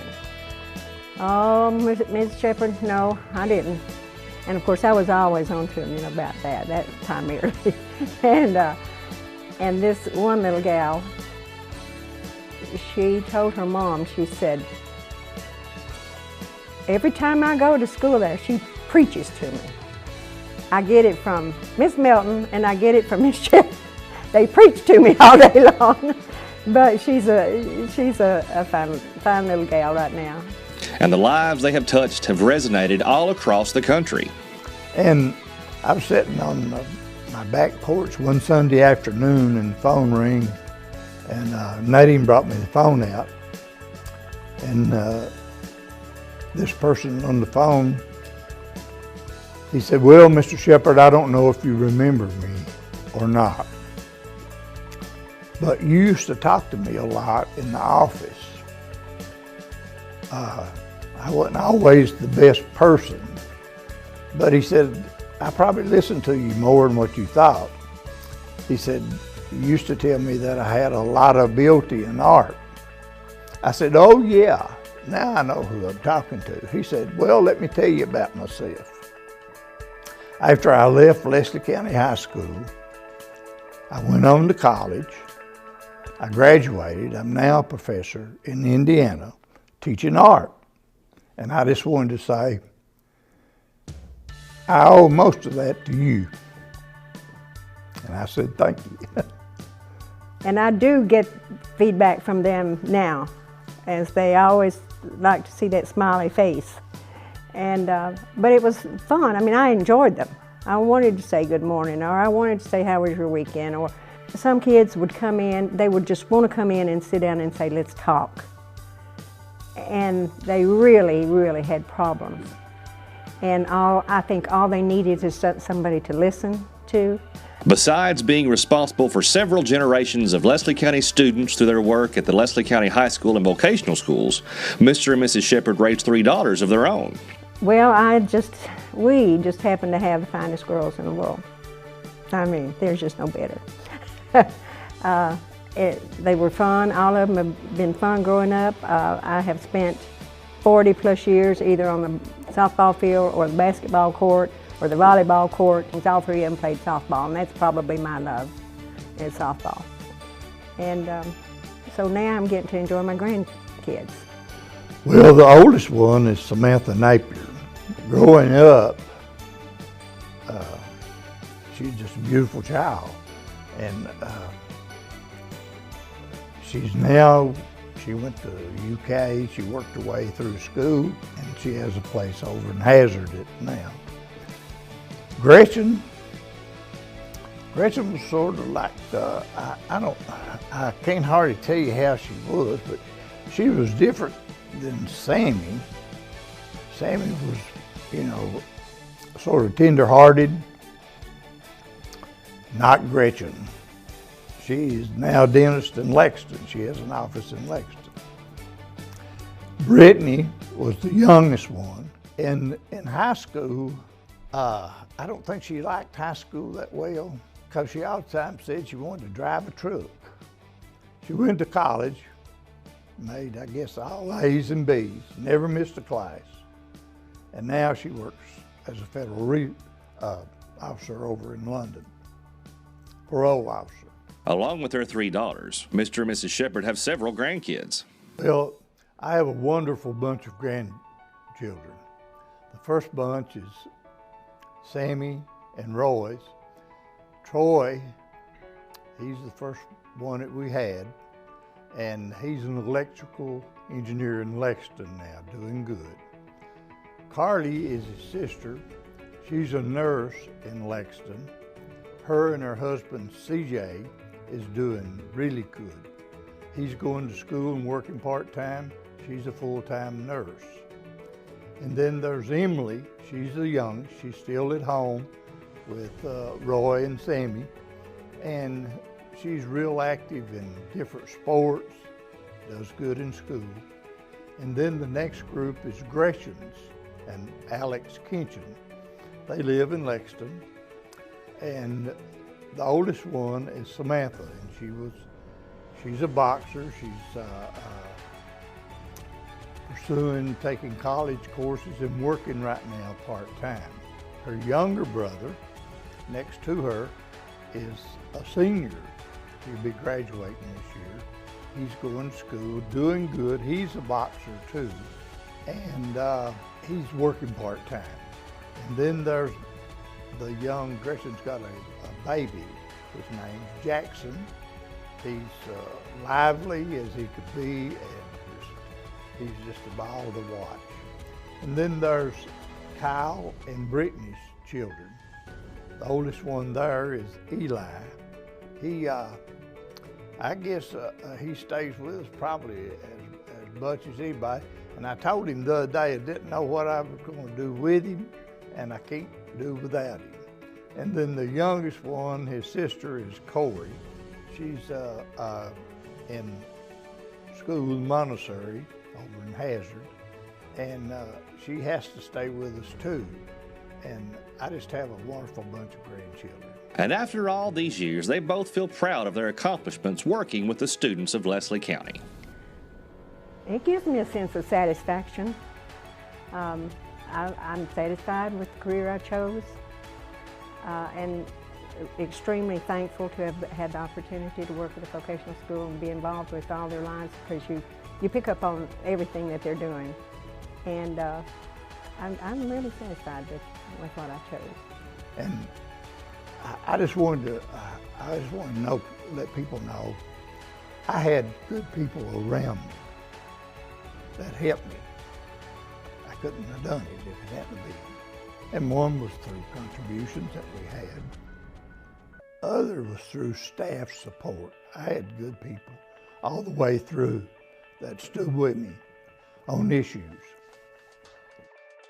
For your service to Leslie County and your commitment to your students, Omis and Nadine Shepherd, we are proud to call you local treasures.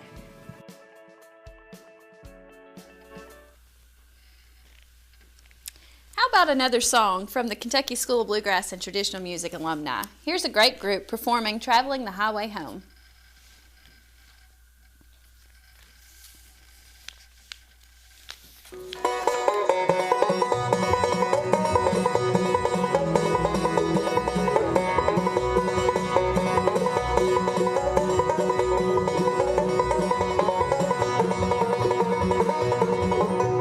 Going toward the sunset time, traveling the highway home, leaving this world of sin for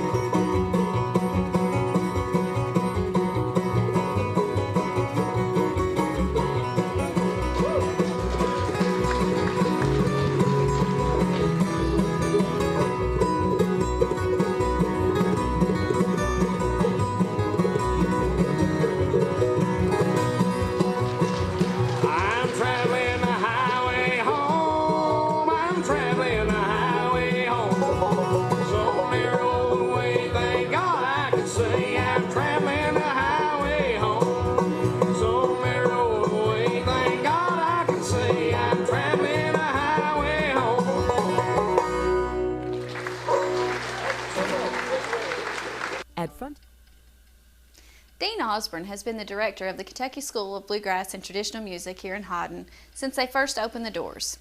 Here he is with how much the foundation means to him and his school.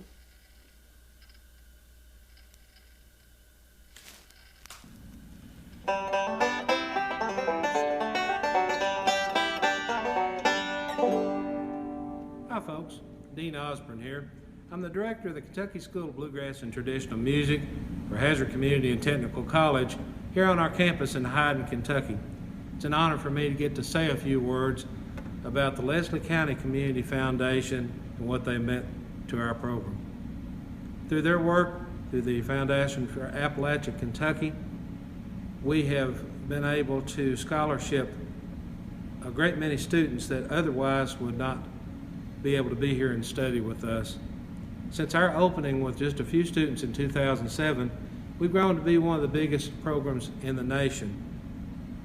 That's done through the aid of a lot of great donors and the ability to donate specifically to our program. We've had students from 23 states come here to Hyden, Kentucky and live to study bluegrass, as well as students from all across the country and even the world studying online in our all-online audio program. Through the hard work and dedication of many projects here in Eastern Kentucky, the Leslie County Community Foundation continues to make a difference in our community and in our school. For local treasurers tonight, we want to say thank you and God bless.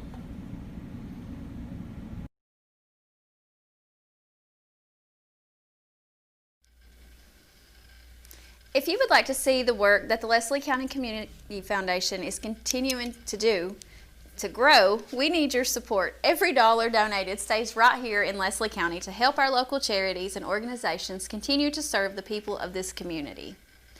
No amount is too big or too small.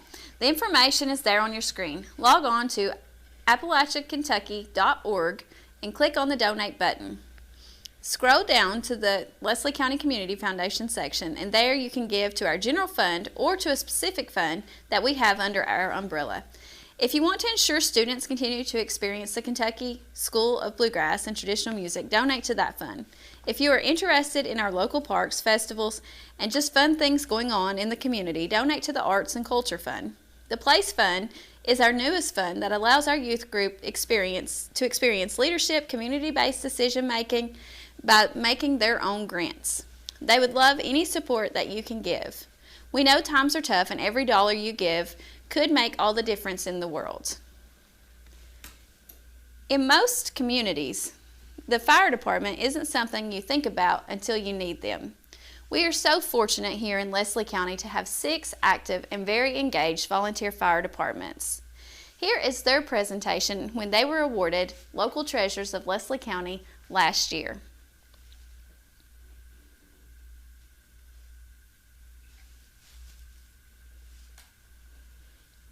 For almost 50 years, men and women of Leslie County have come together to serve their community in the form of being volunteer firefighters. I understand it started in the early 70s with Rufus Fugit, Harold Kemper, L.B. Stacy, Ralph Lewis, and there was probably several others. It started in the early 70s. And when I joined the fire service in 1981, there was just one fire department. We covered the entire county. How we did it, I do not know, but at that time L.B. Stacy was the chief, and of course he was there until he passed away. And back then they operated out of where the water plant's at now. Ambulance service was located there,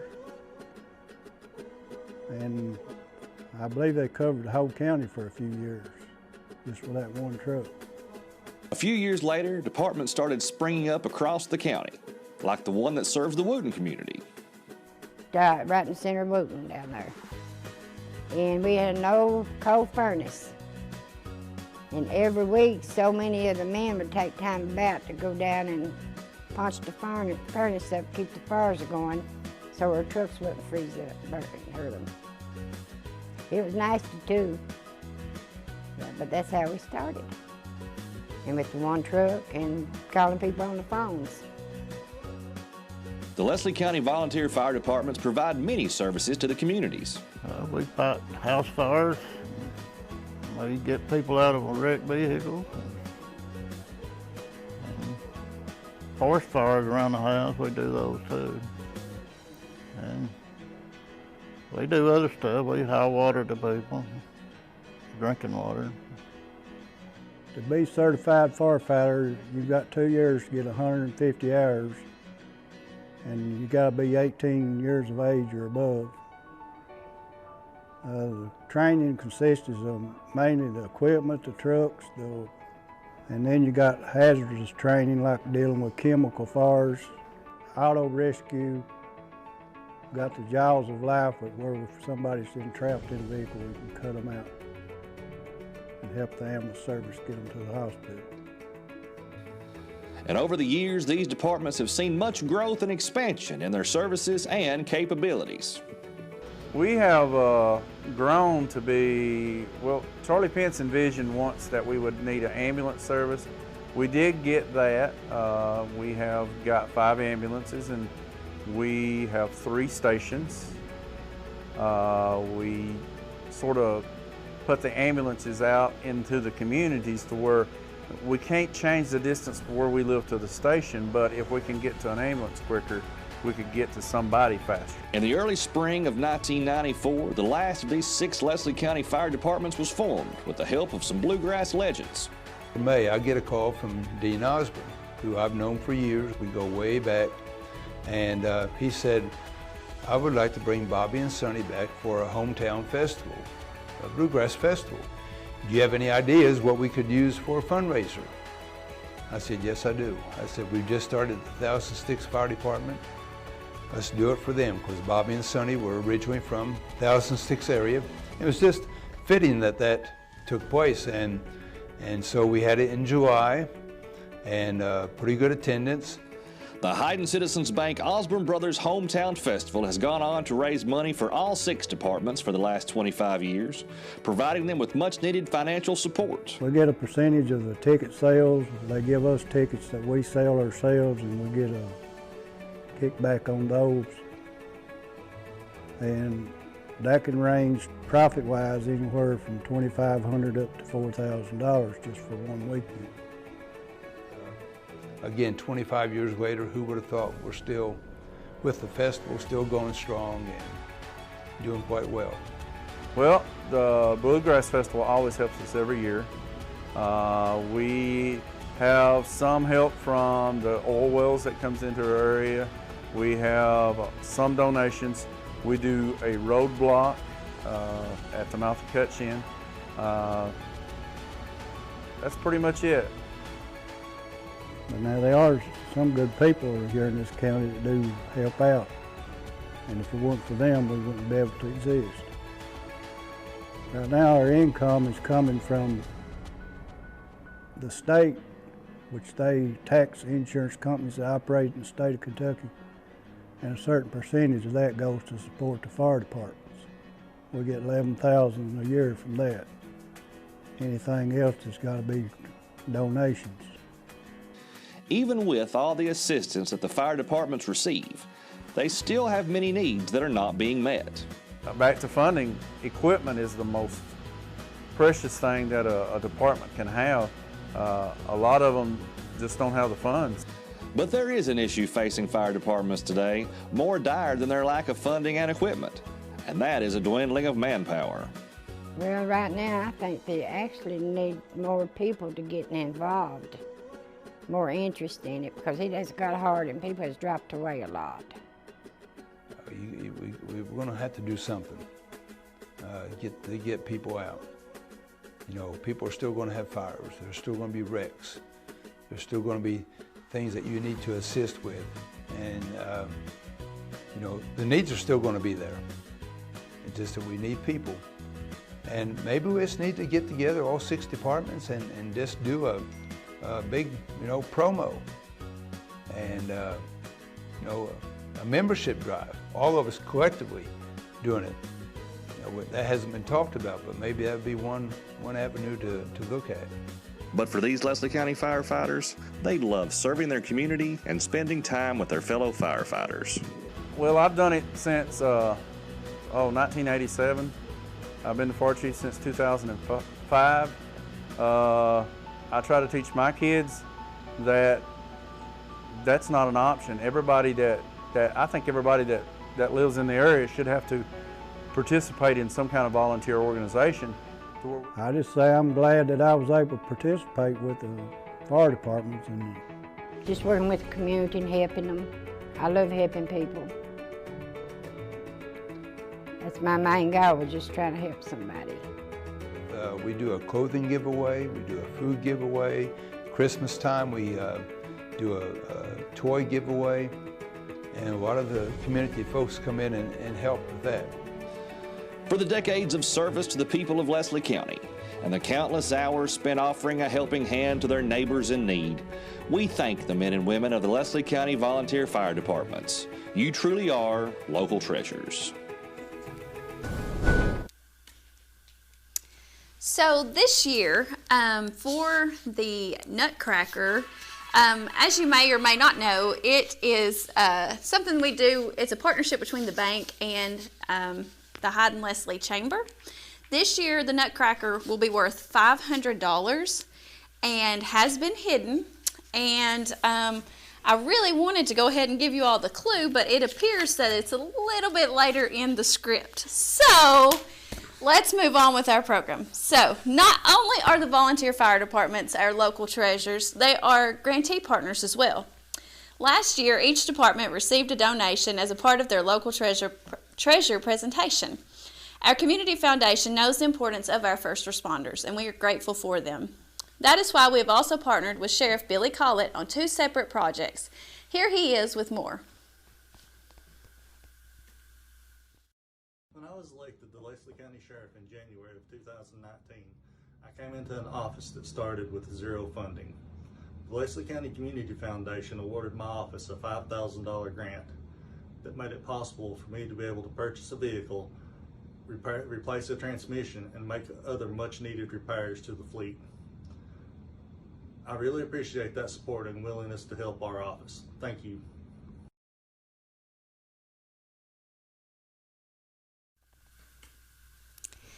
This is another hard one to talk about for our local treasures because we lost Vance Mosley just this year. Vance was also a first responder as a firefighter in his younger days. He lived the kind of life they make movies about. This video is just as he saw it the night he was named a local treasure. Let's take a look. His entire life, one thing that could always be said about Vance Mosley is that no one will outwork him. My first job was a water boy, carrying water to the workers and the field workers where they was hoeing corn. There was about 10 of them, and so I had a big old water bucket, and I would fill that water bucket up and carry it all the way. It was about a half a mile up in the woods.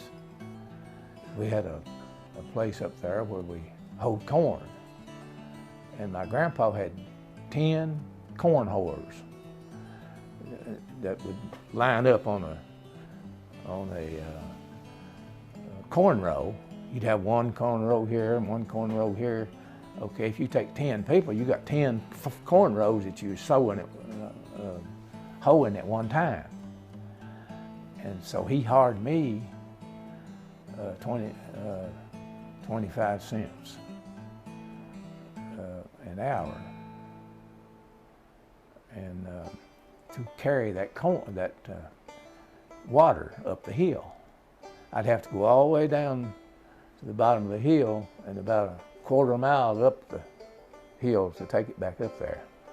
At a young age, Vance enlisted in the military. I joined the Army, and they didn't call me, but in eastern Kentucky here, back then there wasn't any jobs. And so, well, I said, well, I'll go get me some training and get to see the world. And so I joined the Army 3 years. And I went went to Fort Knox for training, and I went through the basic training, and then I went through the tank training. While I was in the military, I went to first went to Korea, stayed there 13 months, and then I went to Texas about 1961. In Texas, I did got promoted to a GS5 and got on a tank commander test board, testing tanks. After his time in the service, Vance returned to East Kentucky, but found that jobs were hard to come by. When I got out of the Army, I decided that I had to get a profession. So I went to the vocational, over in Harlan at the unemployment office.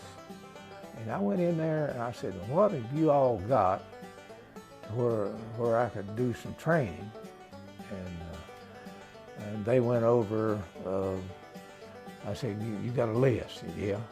They went over that list. They went to training for electrician, carpentry, and went on down the line, and they come to forestry. I said, hold it, right there, that's what I want. But Vance says through all of this, he never saw it as a job. Then I got a job, the Forest Service come over here. And with all my training, I went over there and I qualified for a position. So that's where everything started. During that time, I did a lot of firefighting. I was a firefighter, and I also did right-of-ways, did land acquisition, did timber sales, and of course going out west a lot, fighting forest fires. And I'd take a crew out there. I was a crew boss. And I had 21 men and women that I took out there every time they needed me, you know. And I'd go to California and out there where the forest fires are a lot bigger than they are here. I never worked a day in my life because I enjoyed what I was doing. And, you know, there's not many times that you can get a job that you don't feel like you're going to work. You want to go there, you know, in order to keep the excitement up. After more than 20 years with the Forestry Service, Vance retired, but that didn't last for long. But I come home, just after I retired, I sat down at the house, and Elsie never was, no, she didn't have me there in the daytime, and I really messed her life up. She said, "You're gonna have to get out of here." She said, "I'm tired of you." I said, "I won't be back." So I went 14 days after I retired from the Forest Service. I created my own job, own business here in town. One project Vance recently worked on was the Biggerstaff property on Hospital Hill. Mr. Biggerstaff had me look after his property. And he called me, he said, what do you want to, what do you think we need to do with this property? I said, well, I think we ought to donate it to somebody.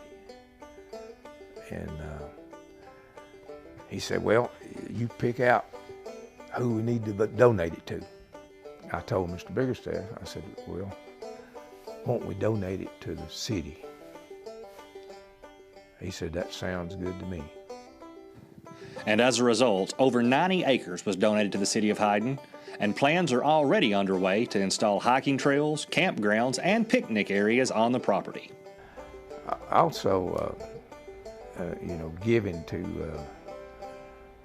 the churches and things. I think that's real important. And also here in Leslie County, you know, things that's really I think helps more is helping people when they need it, whatever it be. Vance, for your lifelong commitment to Hyden and Leslie County and all of your hard work and dedication, we are proud to call you a Leslie County local treasure. There are few places that Vance felt as comfortable as in the woods, so we thought we would find our next song appropriate. Here's the Kentucky School of Bluegrass and Traditional Music alumni Rhonda Brashear singing In the Pines.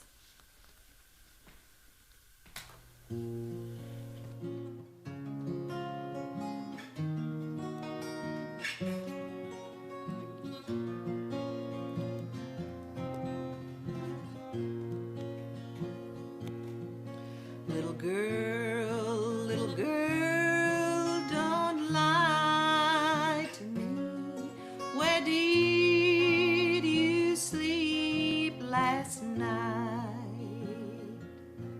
In the pines where the sun never shines.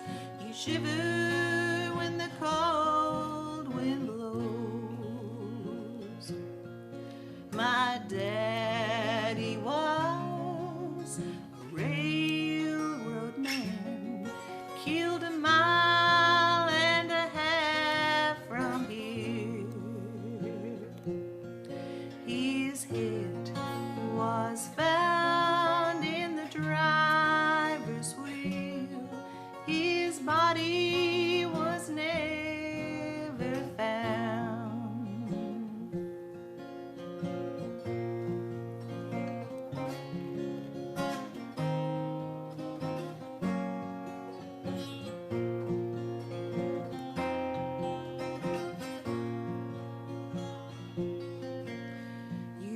Caused me to weep, you've caused me to mourn, you've caused me to lose my home.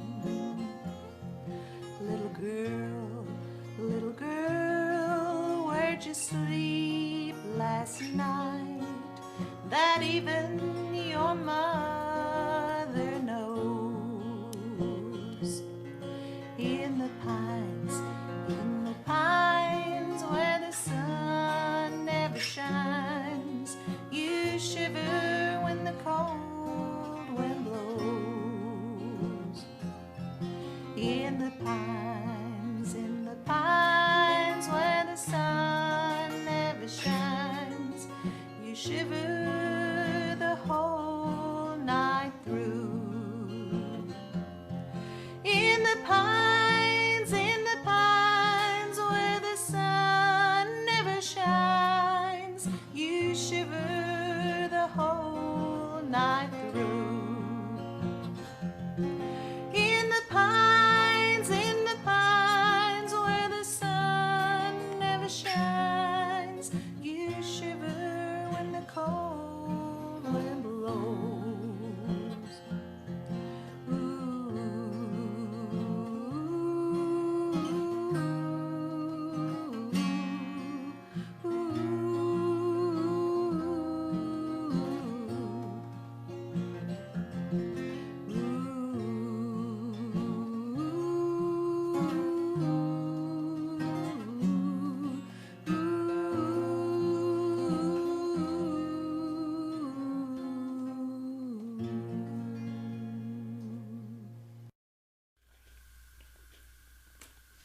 The natural beauty of the mountains is something we truly appreciate here at the Foundation.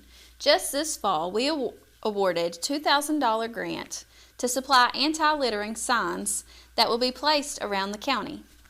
LCHS student Wyatt Ostrander spearheaded this project. Here's a little clip of Wyatt.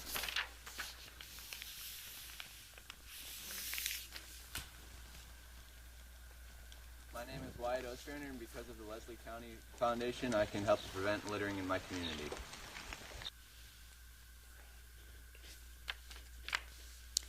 The first couple ever honored together as local treasures were Molly and George Sizemore. This amazing couple have touched the lives of so many throughout the years. We lost Coach Sizemore in 2018 This video is presented as he and Molly saw it the night they were recognized.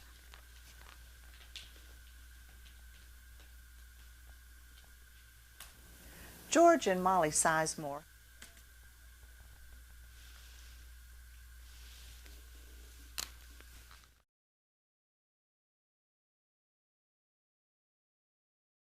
Years, and my hand to God, we've never had an argument. If we ever do, I'll kill him.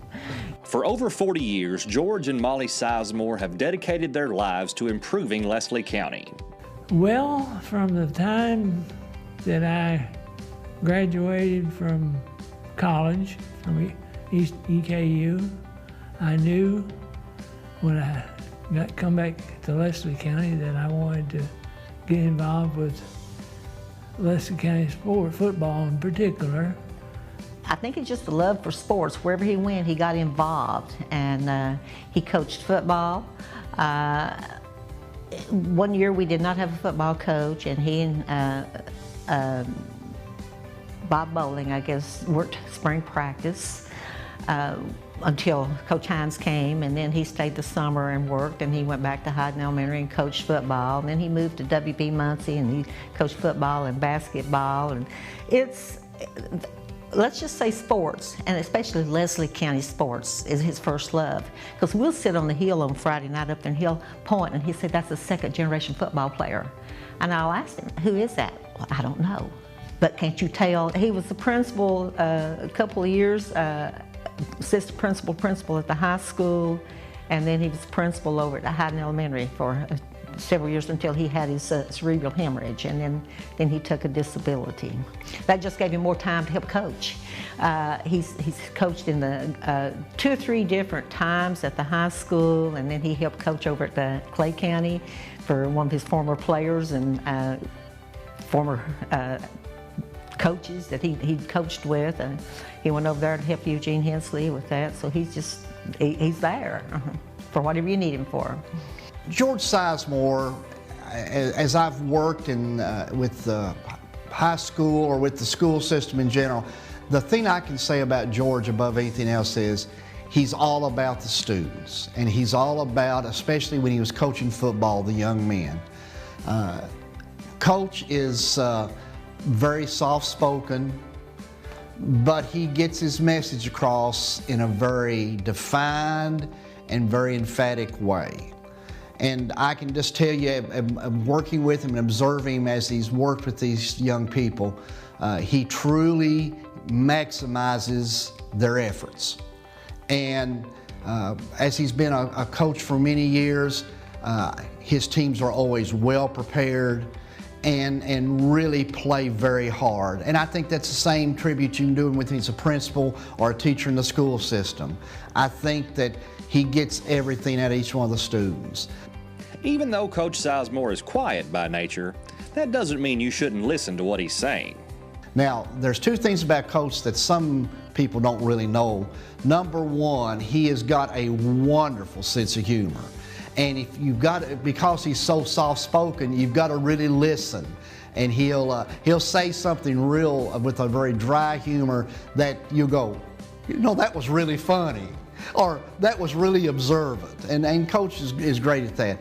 The other thing I'll say about Coach is with his very low-key demeanor, when he was a defensive coordinator with Coach Floyd Hines for many years up at the high school, Coach was the defensive coordinator, and as I told him, I've never seen any coach that would blitz more than he did. I mean, he believed that his job was not only to stop the other team, but to get the ball back as quickly as possible. What is the best part of being a football coach?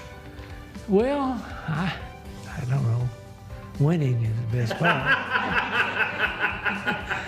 Seeing those boys develop from, especially when you coach in elementary school, if you have that, luxury to do that when they're real young, and bring them along. Molly was also very involved with the school system for many years.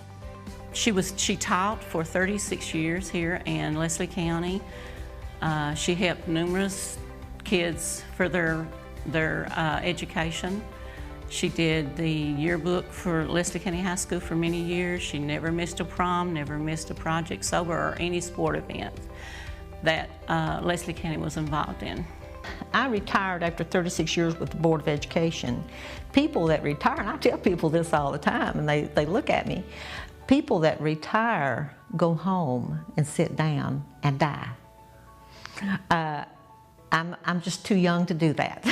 In her retirement, Molly is busier than ever, working with Relay for Life, Weight Watchers, and several other organizations. I'm on the board at Big Creek Missions. I've been with them probably 10 years. I'm on the advisory board at Mary Brick ARH. She and I get in a little bit of trouble sometimes. Her quote is, "It's always best to ask for forgiveness than it is for permission."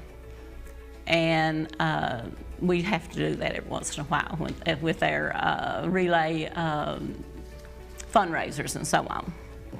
To recruit teams, recruit sponsors, raise money for research, just many things that we do there. Help support the Hope Lodge, help support the Hospice Center, just mainly to help people, cancer patients and cancer survivors all over. And George and Molly both agree that giving back to the community has been a key part of their lives. I guess that's why I wanted to coach elementary football. Coach Hines, when he came here, he wanted me to go straight into helping him be assistant. But I told him I'd rather coach down at the elementary schools and help down there, help get them started. And I think you have to start down at where they need, the beginning is, that's the hardest part, is about getting somebody started into something it's new to them. What else would I be doing? If I can help someone, if I can help someone else. And I think we need to be out there in our community. We need to be supporting one another and doing whatever they need to do. As far as coaching goes, it seems to be in the Sizemore genes, as their son Ryan is a successful coach in Georgia. He is. He's doing real well. He's with the team this year, and they live in Villa Rica, Georgia, and he's with Alexander High School. And they were supposed to go 4-6. They went 10-2. He's the bug bit him, Plus, there's another generation of Sizemores taking up the football mantle as well. He plays in the line. He's a lineman, just like I was and his daddy was.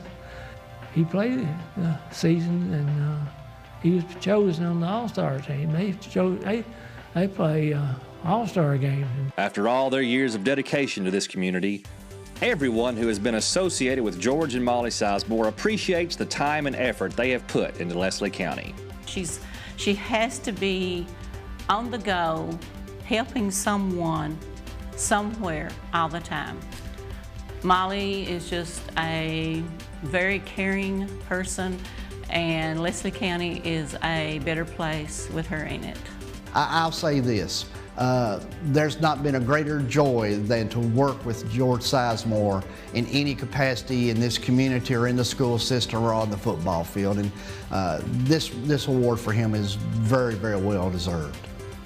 Coach and Mrs. Sizemore, you are truly Leslie County local treasures. The foundation had the unique opportunities to support local businesses this spring when we were awarded a grant, or we were able to grant out, $25,000 to support the local economy. This occurred literally days before the COVID pandemic hit.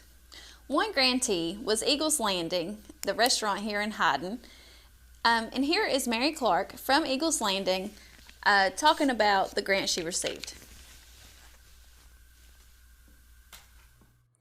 Hey y'all, my name is Mary Clark and I own Eagles Landing Restaurant, and the Leslie County Community Foundation presented me with a grant to buy some buffet and catering equipment, and that happened earlier this year before COVID and all the restrictions significantly changed the restaurant industry. But hopefully there'll be some normalcy that will return sometime in the future, and we'll be able to have a buffet at the restaurant and can cater for larger events with the chauffeurs and the food carriers for maintaining proper holding temperatures for food.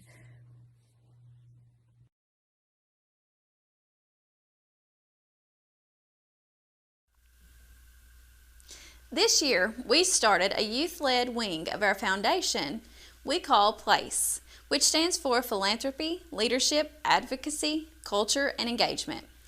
We want to give Leslie County students the opportunity to experience community-based grant-making and leadership trainings that will make them the perfect candidates for future foundation board members. Charity Sizemore is the student representative for our board. Here she is with more information about that. My name is Charity Sizemore, and I am the student representative for the Leslie County Community Foundation. I'm a part of the PLACE group, which is a subcommittee run through Leslie County High School, which offers grants, community service, and is looking to become more involved in the needs around our high school. The Community Foundation and PLACE have given me rewarding experiences, such as serving the community that I love.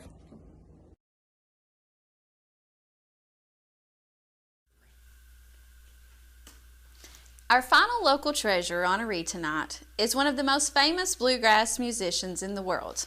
Let's hear all about Mr. Bobby Osborne.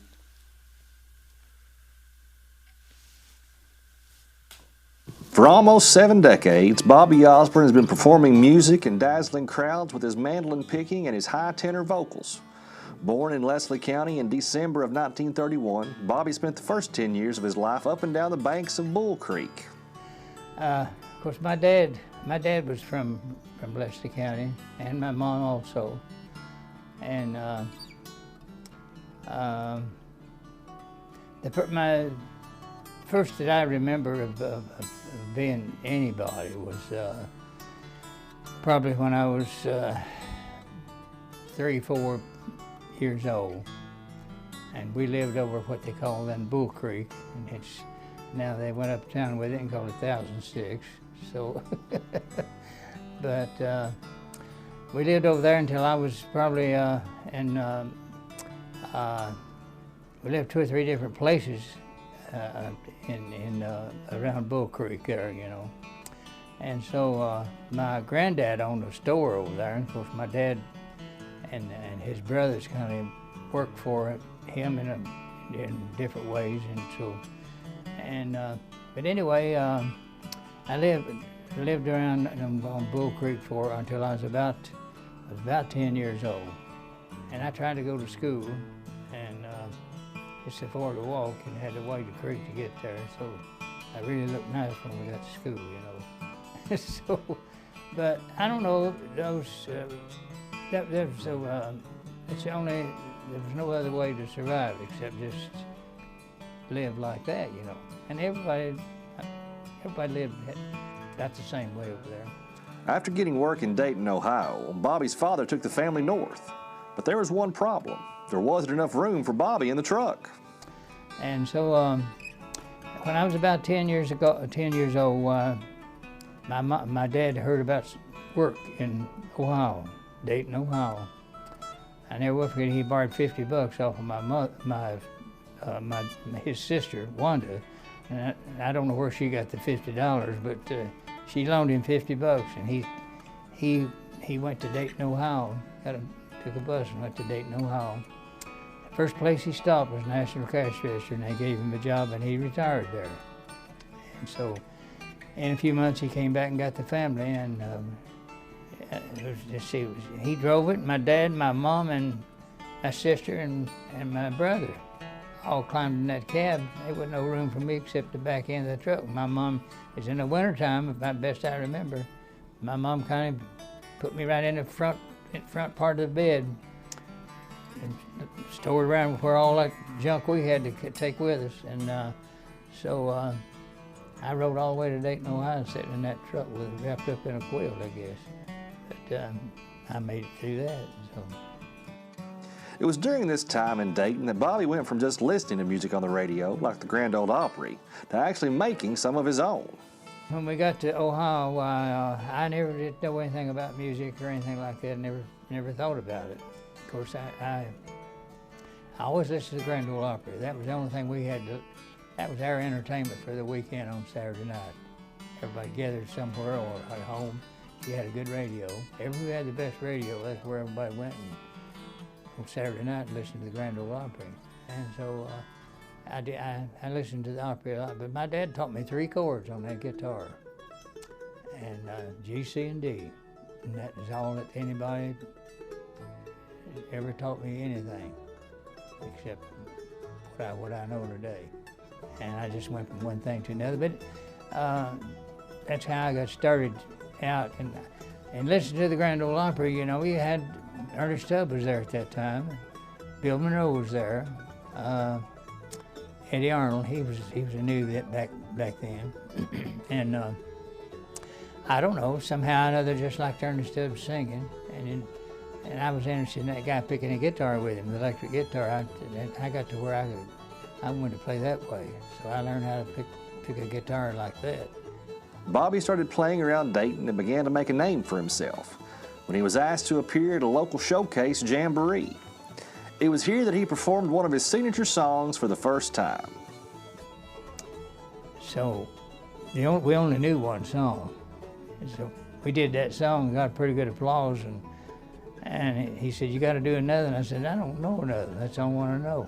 He says, "You don't know nothing else?" I said, No, I don't know anything else." And I got to thinking, I did know another song, but I hadn't even thought about it. I knew the words to it because right here in Hyden, my mom's sister lived up on the hill over pretty close, and we visited her a lot from here, Hyden.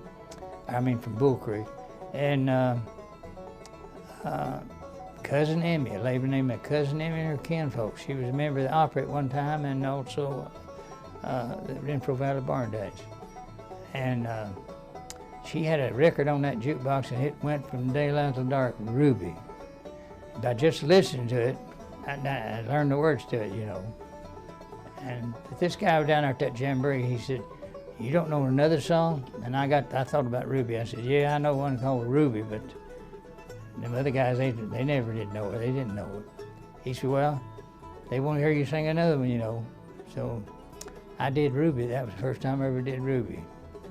Here come this, we had a huge guy who was the manager of the radio station. This was right out on the farm where that radio station was and that jamboree was. And this guy come out of the radio station and he said, who in the world sung that stupid song down here a while ago? Ruby. Man, I wouldn't open my mouth. I was afraid I was going to get thrown out anyway, you know. I never said a word. He said, "Somebody sang it right here on this stage a while ago." And I said, "Why, it was me." He said, "Get out there and sing it again." He said, "We're broadcasting this tonight. We got people calling in want to hear that again." So I got out there and sung Ruby again, and that's where Ruby started for me right there. Bobby's younger brother, Sonny, soon became interested in the music business as well. My brother, he wanted to play football. And of course, I was already got into music, and Sonny was 6 years younger than me. And so I got into playing, and he got interested in that, but he wanted to be a football player. And this friend of mine that I had played the banjo with, why, he and I came to my mom's house in Ohio, Dayton, and then. And Sonny saw the guy playing the banjo, and he told my dad, he said, "If you'll help me get one," he said, "I think I'd like to learn how to play that." And he said, my dad said, "Well, what about your football?" He said, "I'll still do that," but he said, "I'd like to learn how to play that like that guy there does." So my dad went and bought him a banjo, and he got wrapped up in that. Of course, the football went straight down the drain after that. And I, of course, I had to, meantime, I had to go to the Marine Corps while I was gone. He learned how to play the banjo enough to get by with. When I got back, why, he and I just, I was going to go back to the Stanley Brothers and play with them. That's what I really enjoyed, working with them guys. And so I got to thinking, there ain't no use of me and Sonny. He was being able to pick a little bit. I thought we might as well start playing it, just us two. And that's where the Osborne Brothers started, right there. As the Osborne Brothers started touring and performing across the region, they started developing their signature high tenor sound. And we, up until that time, we had been just regular lead, baritone, and tenor. The tenor on top, the baritone in the middle, and the lead. The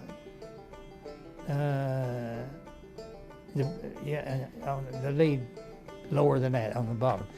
And that was just a regular harmony that Monroe, Flatt and Scruggs, and all the Stanley Brothers, all the rest of them used that type of harmony.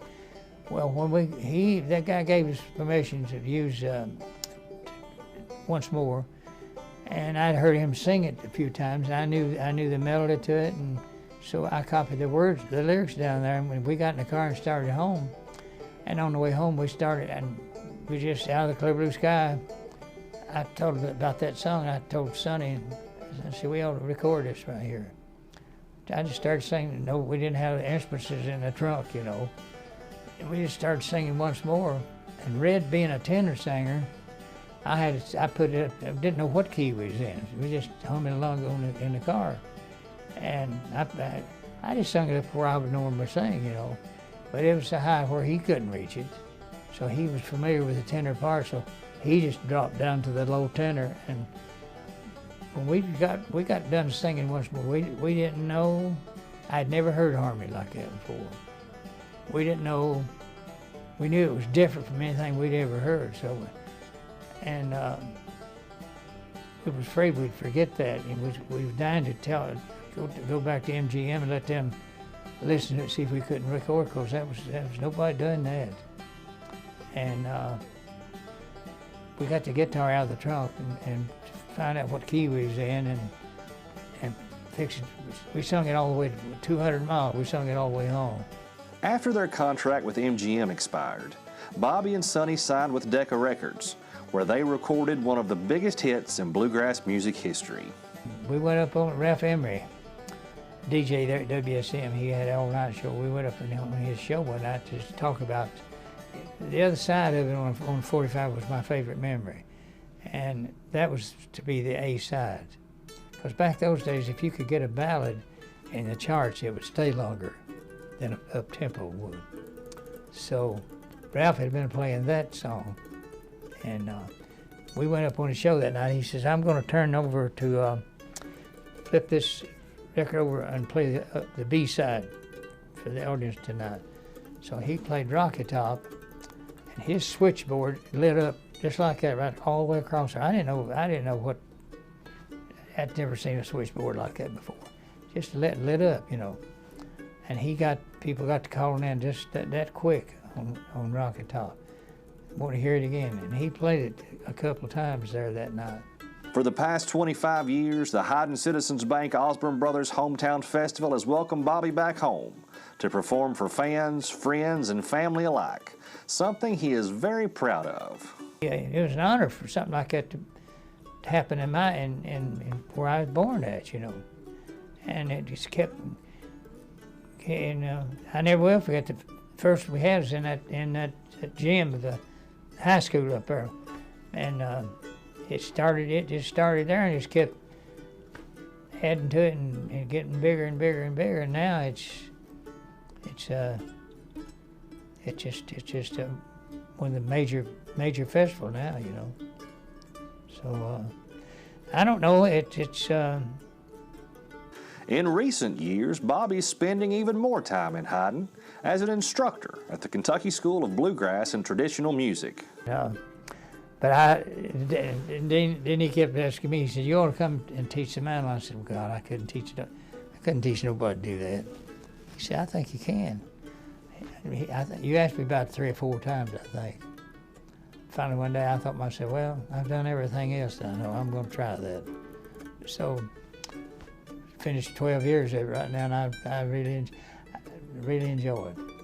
One thing I told him, I said, please don't give me a student that don't know nothing. So, but I'd like to get them kind now, because if I can teach them, and I've had about 3 or 4 of them, that come here and didn't know anything, and if I can teach them something, I've satisfied myself, And after traveling the world, Bobby is still proud to say he was born right here in Hyden, Kentucky. It's really an honor to me to still call myself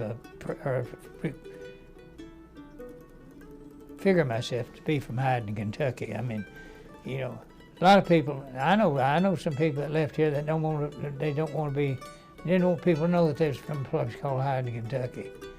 But I've never felt like that about my bringing up here, because I know in my heart and my mind that people wouldn't.